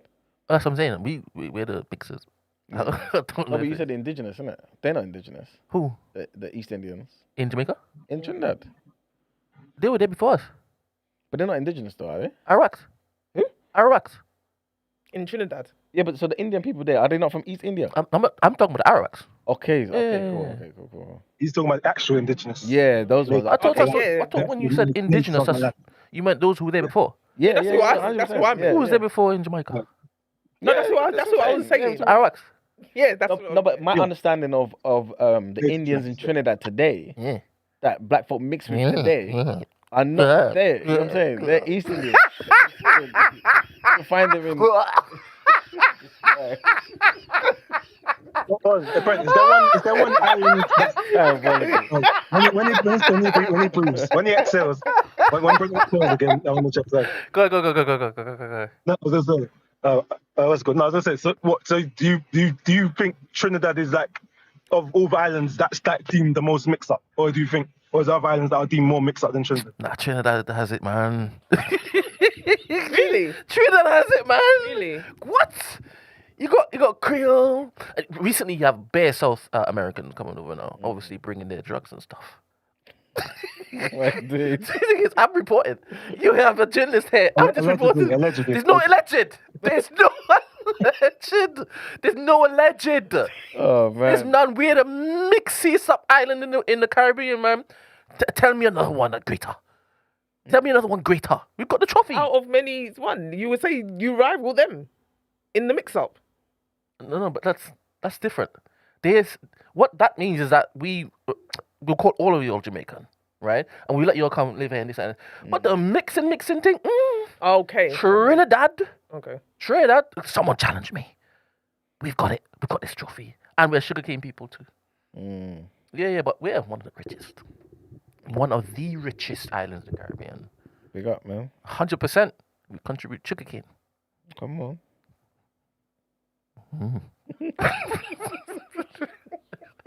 Sorry, Brent, Ed. was Sorry, you Ed. Go on. Go on. No, I was gonna say, was you always I don't know if you spoke about that before or not. Was you always like quickly loud to be like with Trini, like made sure no one ever tried to do the are you Jamaican thing? So you always did you have to deal with that a lot as a kid as well? Primary school. We went to a very, very educated primary school. They were very, very clued up because Mr. Harvey made sure that was the case. So I didn't experience all this stuff in primary school. Secondary school, we went to Blackies Blue Coats. Was I going around screaming I'm Trinidadian? No. I mean, everybody knew I was Trinidadian because I spoke differently. And then they would ask me, where you from? They didn't say, are you Jamaican? Yeah. Yeah, I just said them. We didn't have them type of tensions in Blackies Blue Coats. Surely we didn't. No. I can't remember none of that stuff. What, between Trinidadians and... There's no Trinidadians. It was just That's what I'm trying to say. No, but as in Caribbean and Africans, was there not a... Man, Yeah, there was. Can you remember that? Yeah, of course it was. Like, hard call of that. I know. Like, if you had a sharp accent, that would be the case. But what? Really? Yeah, but this is why... I swear there was a time when the South Asians came in. And some people just assumed Sikhs were like Indians. There was one guy with the time when he came in and he kept on saying, I'm not this, that, and next, I'm not this, and next, I'm Sikh. But he didn't even get troubled. He didn't get troubled. It was more black on black stuff, man. 100%. Yeah. Not black on black as in Africans versus Caribbeans. What? It was just ends. Oh, yeah, that's always going to be there. But there was also the Caribbean African thing. That was in your In your Yeah, class? both. Yeah, everywhere. Can you remember any Yeah, that's everywhere, bro. That's everywhere. Wait, no, we're talking about our experience. Well, come on. I thought you asked about me. Or was that SEO? Apologies. Oh, you're doing it again. All right. Manual, right? You went to the same school as Stephen, same class as Stephen, right? No, different class. Different class. Yeah, same year, but different class. Interesting. Okay. Yeah, so what was your experience then? Mine's... Blackie Blue Coats was a boys' school, no? No. Nah, mixed. Oh, it was mixed. Shame. Yeah. Mixed school. Yeah, so you didn't... Well, to be fair, I'm trying to think of in secondary school. I don't recall there being a very heavy African versus Caribbean. Obviously, the banter would run. It's always there. Certain things would run. Beefing, but innit? No one's fighting. Banter. Yeah. Is that what we're talking about? Banter, yeah. Is that what we're talking about? Yeah. Oh, from the very beginning of the conversation, we were talking about banter? To some degree, yeah. I didn't know it guess- was banter all the time. Yeah, no one's fighting like that, though. No, we had fights at our school. Yeah. Really? I mean, yeah, but not. It wouldn't be a frequent thing where, you know what I'm saying? Like, Wait, because the person is African and the other person is Caribbean, you'll be fighting for that reason. Just be literally like. Or you just fighting because you're it's like a group of the Caribbean boys, a group of the African boys, and we'd ramp at break time, lunchtime, whatever. Just for a look. Wasn't for long. Was maybe like a few months back in like year 10, year 11 times.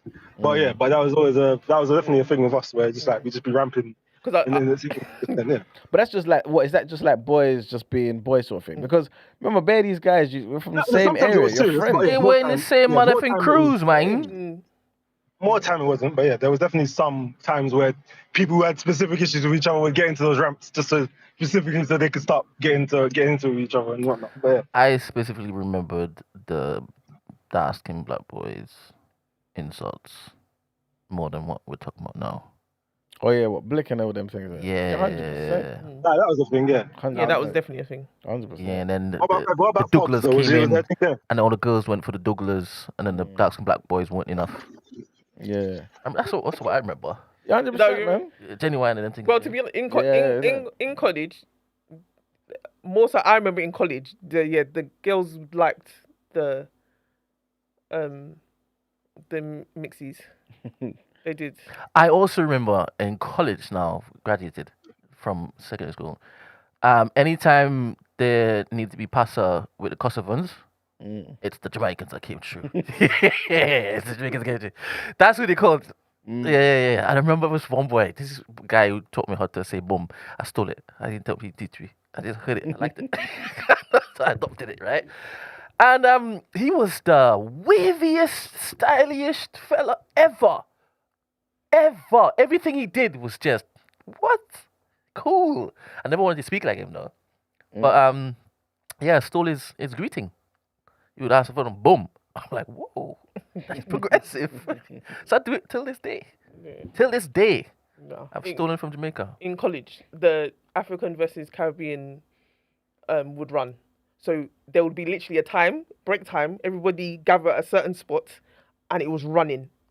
Every insult you can think of, back and forth, back and forth, back and forth, back and forth. But to be honest, after that, we would even laugh about it. We would banter ourselves, we'd laughing. Like, whoever came with the most lethal line, we even end up saying, we'll be like, oh, you can't even deny it. Like, them ones there, and everybody just go back to what they was doing. If anything, I felt sorry for the actual non-blacks.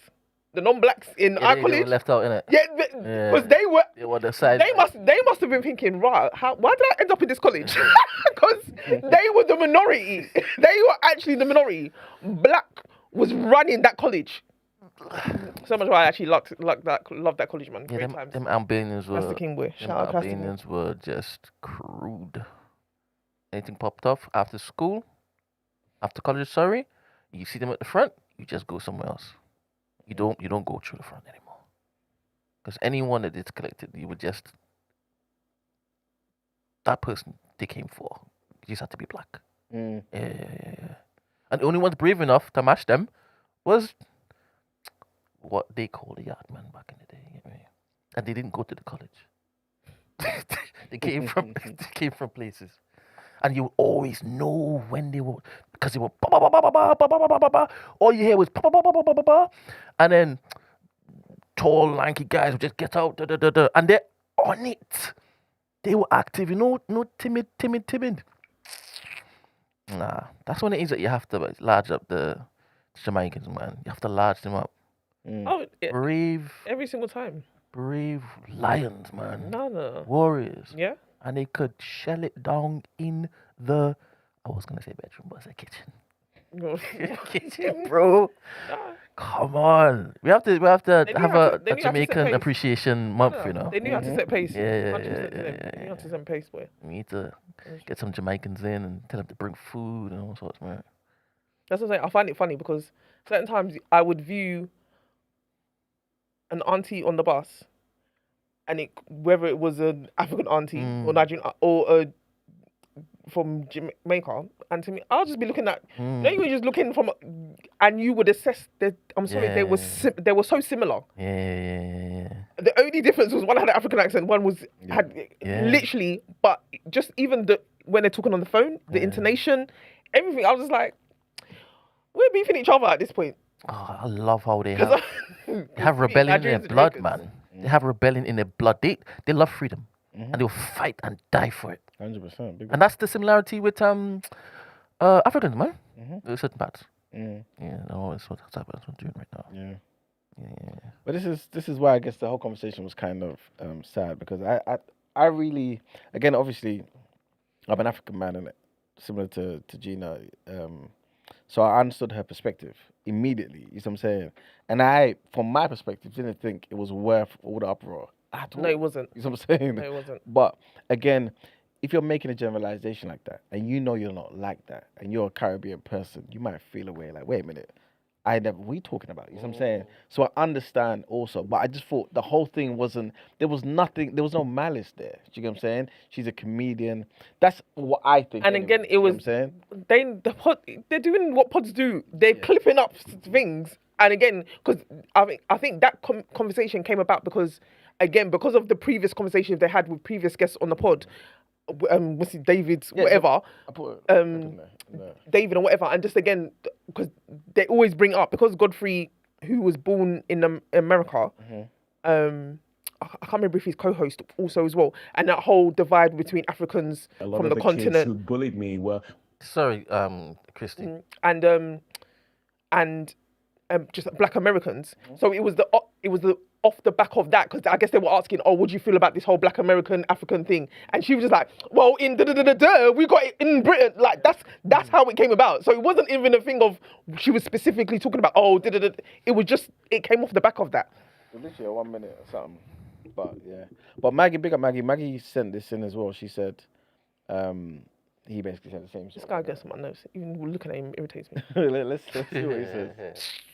West Indian kids. So there was a West Indian, West African thing. And everything in my opinion, that has kept black people back from the ascent that we are worthy of has been this. Hutus, Tutsis, Igbos, Yorubas, Rwanda, Black Brits, African Americans, you know, like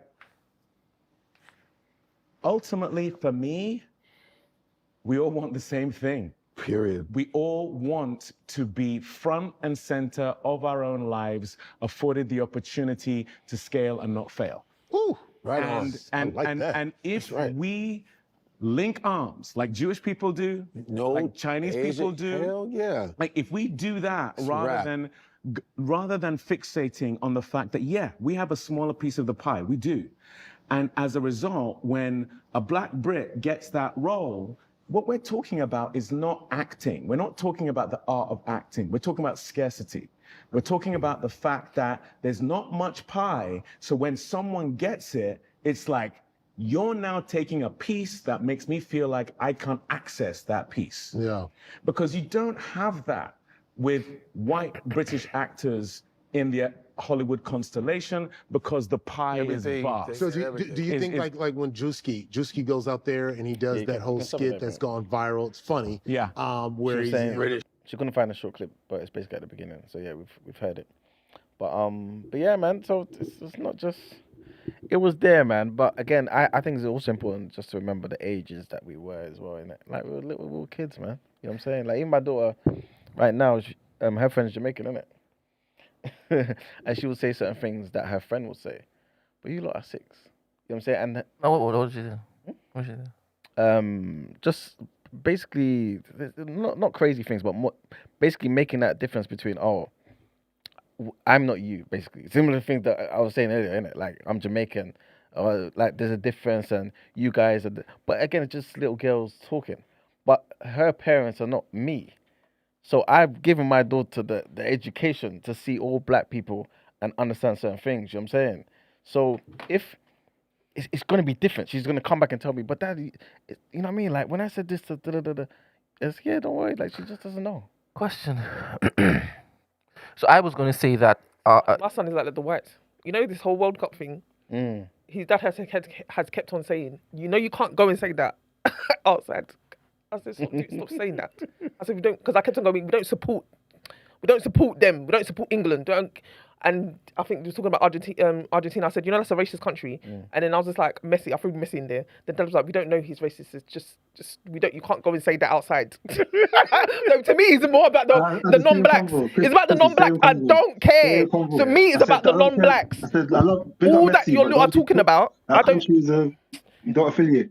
I make sure I tell him about the countries. The non-blacks, that's what I'm telling him about. So he's never gonna come home and talk about, oh mum, about his fellow black or whoever. Because actually the school he goes to, there's obviously more majority white than there are black. His close friends are black. That's who he gravitates towards. And I'm like, yeah, that's how it should be. I don't care. We're not under this roof. It's not running. You see them as and they're Nigerian, Ghanaian, and Jamaican, and it's like, yeah, they run together. Yeah, that's fine, that's fine. But when you meet other people, you make sure you're backing them. Yeah. So I don't care about all this. All that talks don't come. He'll be like, oh, is it because he would make it. There's a clear distinction, and I make sure I teach them that it's not the distinction between you in between. It's the thing between you and them. Yeah, this is it, man. Anyway, Ben, you gonna say something? I forgot. Oh, what happens when I get cut off? My brain isn't as fine and fantastic as Christie's. Is this true? Hold up.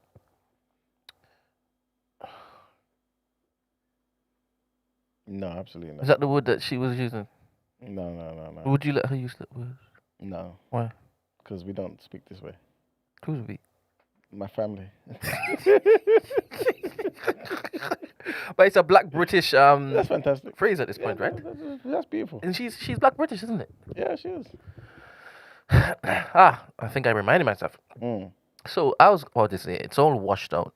After a while, from mixing and appreciating other cultures, we now become Black British, and that could be just like the good K Price, mixture of two peoples, and I think that would be a net positive in the end, especially those who setting roots here and plan to be here for generations, cultivating their own culture. Yeah. Don't you worry about that though. What Don't the you worry hell? about the disconnect. What have I?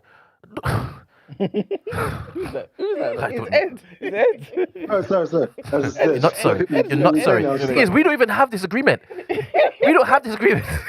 You and Emmanuel have this agreement. I don't appreciate this. I don't like this. All right, go on. Pop off. What did you say? No, I was just gonna say, doesn't that partly worry you a bit though? Like just in terms of, because you just think of, not all obviously, but some of the Caribbean who don't feel tethered to Africa, some of the African Americans who don't feel tethered to Africa. Do you not worry that like eventually the Black British in however many generations time are no longer feeling tethered to Africa in the same way? Like, you know what I mean? No. Because I'm seeing the Black British experience having the understanding that come Christmas time we're going back home. Yep. So no, I don't think it's going to be like what you see some of these African Americans are expressing or presenting. No. I don't. I guess the big difference there, which you pretty much said in a different way, is we know where we're going back to. Respectful, in a very respectful way, innit? Like we could just hop on a plane and go home. Do you know what I'm saying? With the African Americans, it's different. You know what I'm saying?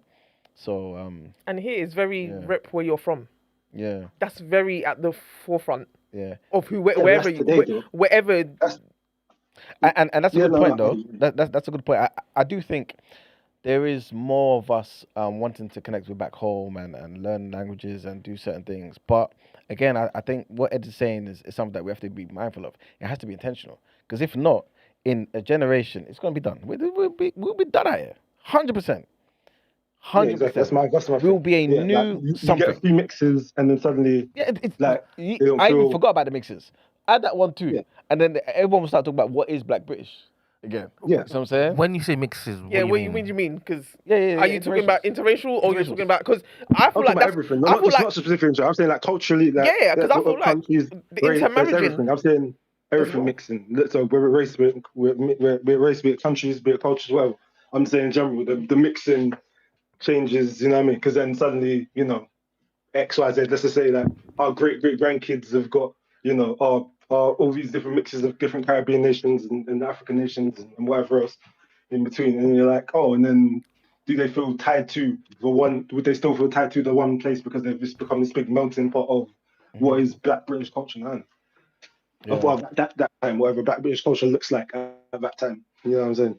It will change. But I guess it's just down to the people. Change is inevitable. It hasn't changed for you all though. What do you mean? I guess you wouldn't say that you're mixed.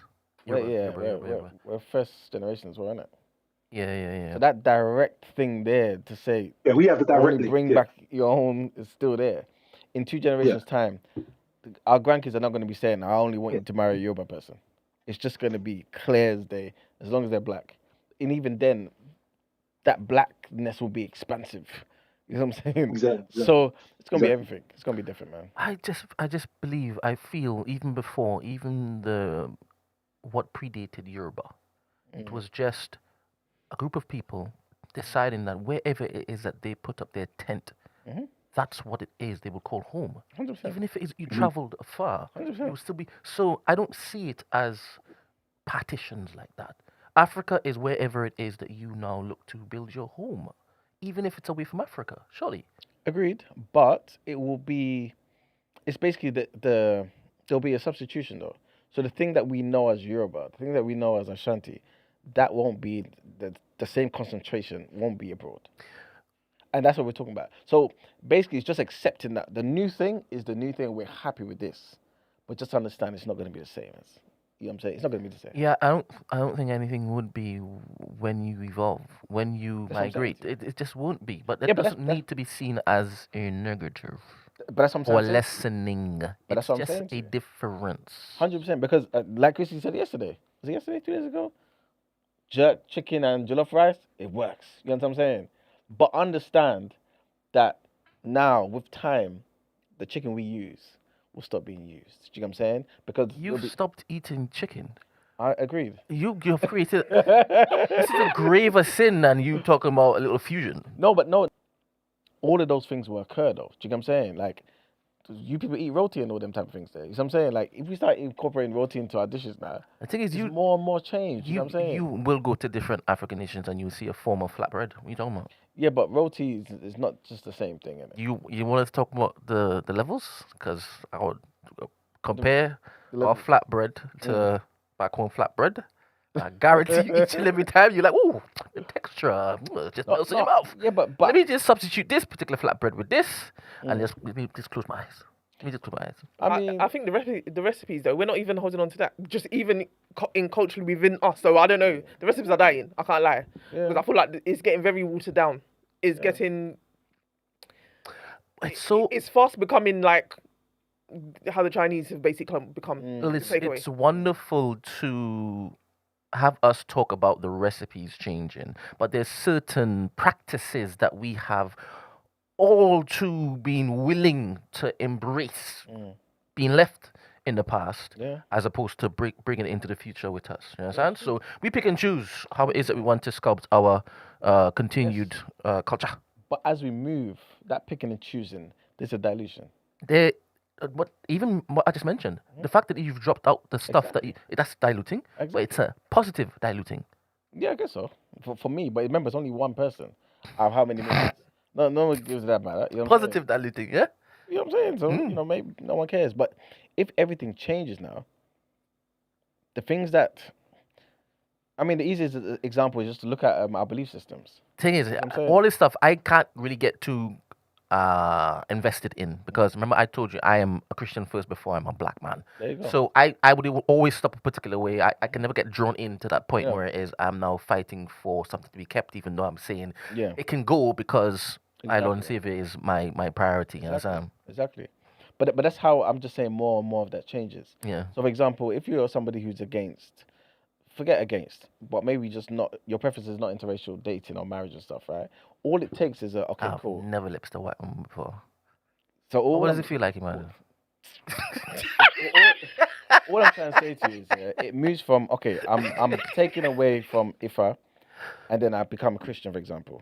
Then in the church, all of us are the same. And then the next generation says, okay, yeah, we are all the same. We're all born here, we all go to Sunday school together, and now I can marry Alice and they can marry Bob. God forbid. No, but that's what I'm trying to say to you. And then what you then have is a difference in culture where different families come together for the wedding day, and going forward, where there's an English and there's a Nigerian culture. You know what I'm saying? And then before you know it, that's now mixed with a Congolese, and then that now is mixed with the Scottish, and then it's not the same. So yes, there will be positives, because now I know more about the McGregors and I know more about the you understand, the different people, right? But the thing that tied me to back home is not the same. And so now you don't go back home. You go back home as often as you go to Dubai. Do you get what I'm saying? Or as often you go to Bali. I think there's a sadness there.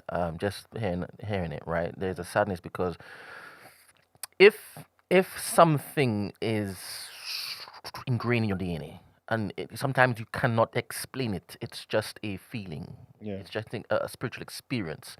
At some point in time when they get older, whether it is because they mix with other people or they traverse this particular earth, they feel like something is missing, right? And they go searching for that missing thing. Yeah. It may be because that that wasn't taught to them, that wasn't shared with them. They didn't experience that cultural thing that was supposed to be passed on. Exactly. And this is why I've always said I don't have a problem with changing. I just want the culture to make a decision, to know it's them making the decision that, you know what, as a people, we've said we don't want this anymore. And we're going this way together. And that's fine with me. That's fine with me. You know what I'm saying? So, because again, change is inevitable, man. Yoruba today, or even 100 years ago, is not the same as Yoruba people 1,000 years ago. It's Very not the true. same. It's not going to be the same. Impossible. Very true. You know what I'm saying? So, it's what it is, man. All right. Well, this has been wonderful. Just take a mental note how the type of topic that we decided to broach with the family. This is what happens. It's just more of this. Would you like more of these types of topics, Christy? Right? It's a good thing, right? Mate, I came in late for it. So mate. Me, the other day, the title was like England versus Ghana. Yeah. This was topic of the day. Yeah, but you look. That's just the title. Wait, because I didn't want it. I said, how can we be talking about this? We'll talk about it today. No, thank you. No, thank you. All right, the contributors today. Thank you very much, K Price. Thank you very much, SEO. Thank you very much, Ed. Thank you very much, Rachel. You all have been absolutely wonderful. I see you there, Eddie. Hold up, let me Come on. make it possible for you to speak. I went to Eddie's country, man. Hello, Eddie. How are you? I'm doing good. How you doing? I'm blessed and highly favored. Imani went to your country the other day. Did you see him? Oh wow, no. Where'd he go? To Dominican Republic. Oh, cool. Big up Eddie, man. Do you know what he did when he went there? No. He went on a passport bureau mission. Do you know what that is? Terrible. He did terrible things, yes. Oh my goodness. Investigative journalism was done. Not investigating. Is that what we're calling it now? Not sex tourism as investigating. Crazy buzz. Insane. See what the orange does to her? You know what I'm saying? And she wants to blame it on the Caribbean. Oh my Look at goodness. that. It's just an excuse. Terrible. Just an excuse. Terrible. She had a party on the way in. It's just an excuse. Terrible. Terrible. You lot have really dirtied up DR. I'm saying, like, yeah, because why do people assume that though? Okay. Because like it's just a normal like holiday destination. Eddie, why is that a narrative? Eddie?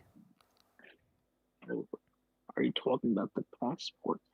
Yeah. Why is the ass seen as a sex tourism hotspot?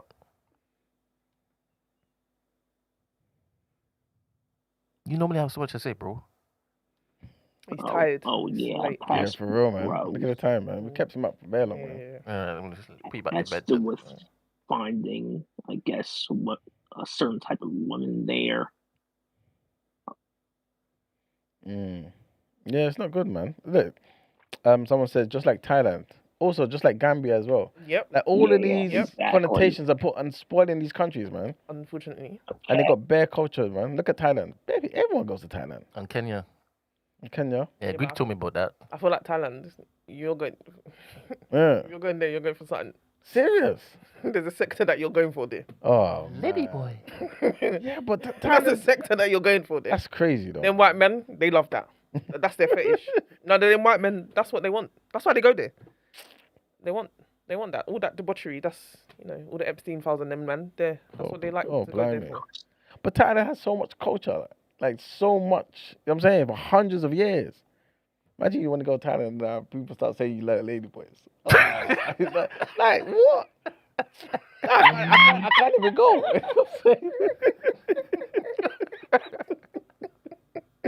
So I'm saying, oh look, Reese is bold enough to say it. He said I've been Thailand 20 times. 20? Yeah, but I was strictly traveling. Wait. Just added. Yes, That's crazy. That is crazy. I did a Brent, man. That is crazy that you've just attached my name to that. That is mental. Absolutely mental. Not certain, unfortunately, that's the PR for them. It is. It's sad, man. That's the PR. Yeah. Do you think you'll ever get tricked though? Nah, man. Why? Because you would test first. No, because this does not. I'm not going there for such things. You know what I'm saying, so it's impossible. You'll get tricked if you're going there for them things. Earlier, Mr. Ashton, shout out to Mr. Ashton, told me to take a touch, yeah? Yeah. Hear me to talk about the touching in Thailand. Nah, man. Nah. But look at Greek says, though. Greek says if you go to Thailand more than twice, I assume you're shagging me. That's crazy, though, man. You can't go to a country because... This is crazy. 100%. And I hate how Jamaica is now becoming that. I was just gonna say, hate it. You see what I'm saying? Hate it. Yeah, with the raft, thing. Yeah. Like it's like, oh, you can't go there just to have fun. That's what I'm saying, man. Now is the whole raft thing is now a thing. It's like, oh, come on, man. So basically, if you want to go, you have to go now because in 5 years' time, it's a wrap for you. It's gonna be like, Yeah, but it's Island and like it was that whole thing with Dubai though. When the girls, it's like, oh, is that what you're going there for? You're going Get shot on. Yeah, to get shot. So. This is crazy though. You just can't have a wholesome holiday somewhere. Now all these things are getting attached. Well, I'm glad like people just know that when it is that you say you're going Trinidad, they say, oh, carnival. Yeah, it's true.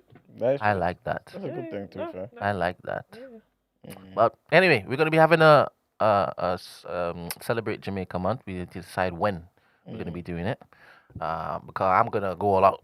I'm going to put on the fact that we just... JW says, big up Jay, she says, I never saw any of that when I went river rafting 3 or 4 times in Jamaica. You know what I'm saying? What happens in Jamaica, man? What happens in Jamaica? Chijuke says the Dubai PR has improved so much since those days. Yeah, it has. No, it has. Because there was a time that's all it was associated with. Like if you hear, especially from London, that's where you were flying to. That's crazy, man. That's yeah. Imagine. Wait, did you do it again with Jay?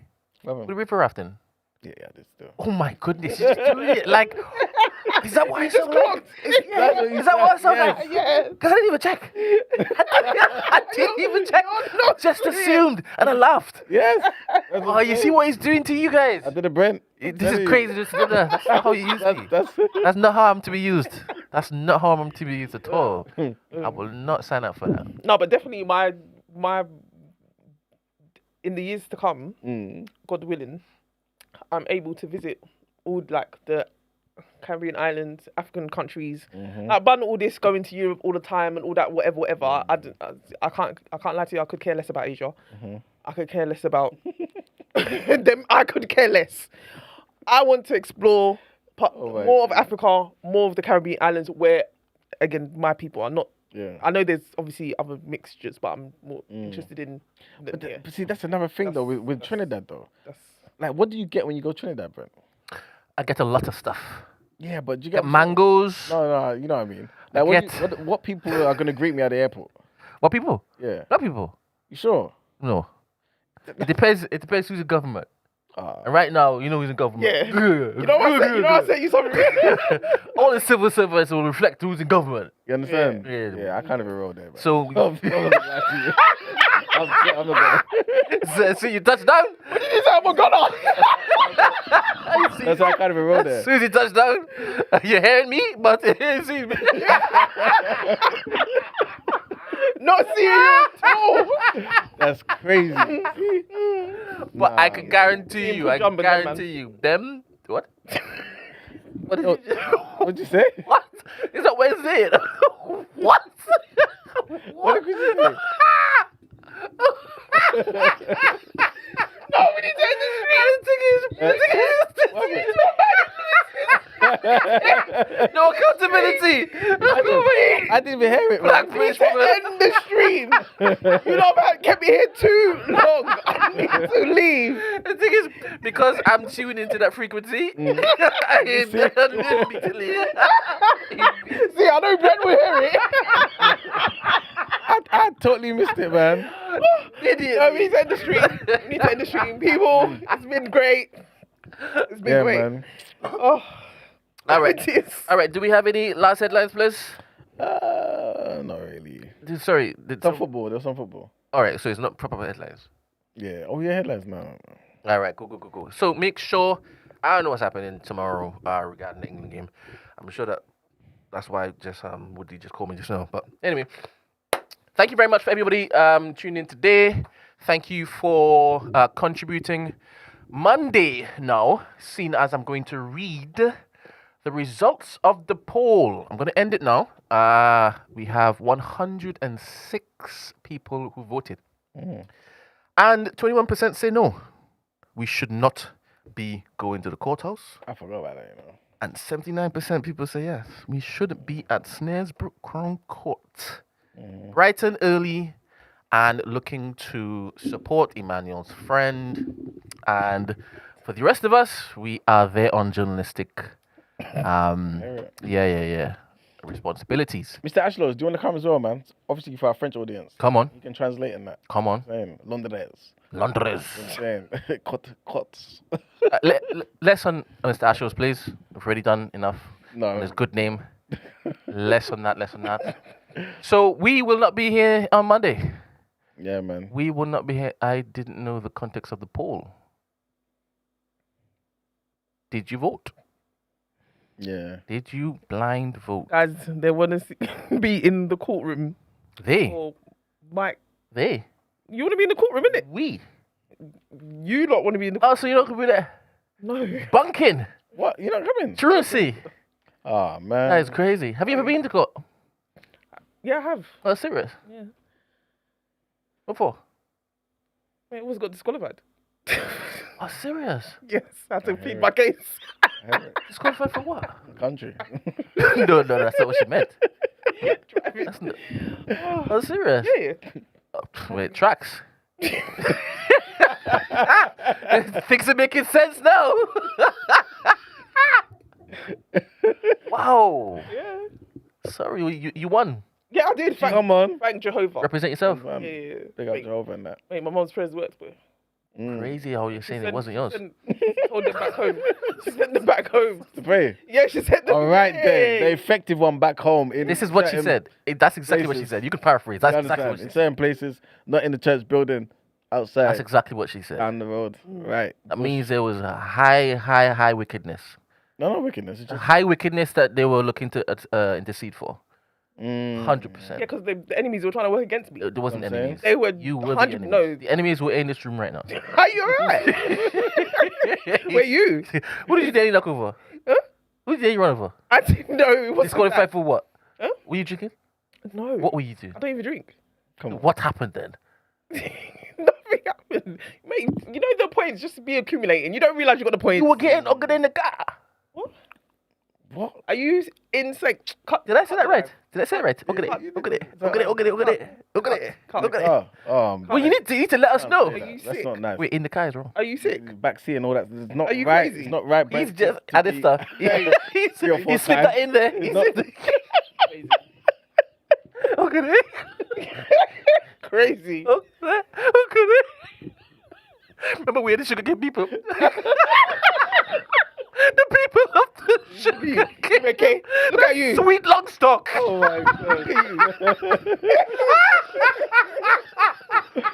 This is terrible, you know. Oh my goodness. But I do want to know why he got disqualified. Don't try to escape. Points. What? I racked up points. Oh, it's a simple points thing. Yeah, because you know when you get a certain, it just you can't get a certain amount, and then before it wipes off, already it's a wrap. Crazy. But I said, mate, like I said, it works back home. That's what I'm saying. Enemies were against me. You heal up the ancestors, you know. That's what No, they it get. wasn't that. Come alive for you for. That's what you decided to step out of church to go for. As I said, everyone picks and chooses. No. Imagine. My mum said No, she you're sent saying prayers Jehovah. back. That's what she said. Which Jehovah? Where did it go back to? What do you mean, where did it go back to? Did it go to a church building? That I wouldn't even know. That's what I'm trying to say. I know where it went. I'm saying. Yes. I know them times I was secretary. So when it came to me, I knew where to give it to. Yes, we work well and efficiently. I can't lie. My driving is crazy. I can't lie. That one we know. But fast, like you know, I never had my car again. Actually, never in my car again. Crazy. I don't drive like. What is out sex? I don't know, man. What's out sex? I've been talking about when Christie was in the car, when the police found her. Are you? In the back of the car. Are you gay? No, that's what Brent was saying. Are you right? 3 or 4 times. That's off the sex tourism. This is what you're talking about. This is what's on your mind. This is on your side. Dash off the sex tourism. This is what's on your mind. Oh my goodness. Oh, guys. All right, go. So you ain't gonna see us on Monday, but we will have a riveting report on the happenings and the goings on Tuesday. Tuesday is gonna be a very special day. I don't know what's gonna happen. What the hell's happening? I don't know what's gonna happen. I said in the court on Monday. I don't know what's gonna happen. Oh yeah. Did you forget we were going somewhere on Monday? Yeah, I mean. So you're saying you're not there's going? no show, right? I'm the only one going. I'm the only one going. I'm gonna go, but I'm kind of hoping they don't let me in. But that might happen. It's a public. This is true. Free come. And I'm thinking people will be there. Yeah. Just the nature of who is going to be. Maybe could do some networking. What's that about? Networking? What is he talking about? How? Because you might see other people there. What other people do you think would be associated with this? I don't know. Of a journalist? Journalist?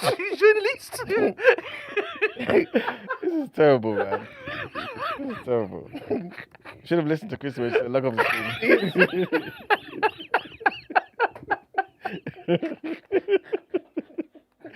Journalist! All right, go. We are going. Yeah, man. Please look after each other on this hot weekend. I think it's going to be hot. Yeah, they're saying today's going to be just as hot as a couple of days ago. And for those who are going to any festivals and whatnot, because obviously Gina's going to a festival. Yes, I'll see my sister there. Where is it? Where are you going? Dreamland, Obi's house. Come on. Where's Obi live? Dreamland. I mean, Obi's house, I think he's normally Lagos, but pick him up. He's doing Dreamland. Okay. Dreamland. How much is that? How much is it? How much? Yeah. I don't know. Yvette, man. Yvette. Nah, you went. Yvette, you may need to be timed up for 15 minutes. Yeah. Yeah, we're going in 5, but you should be timed up for 15 minutes. For the weekend. Oh, Yvette. No one was talking about that. No one's talking about Oh, Yvette. This is different. See how she derails the show. Always derailing it, Yvette. To be fair, it's the not next TM. day. The next day.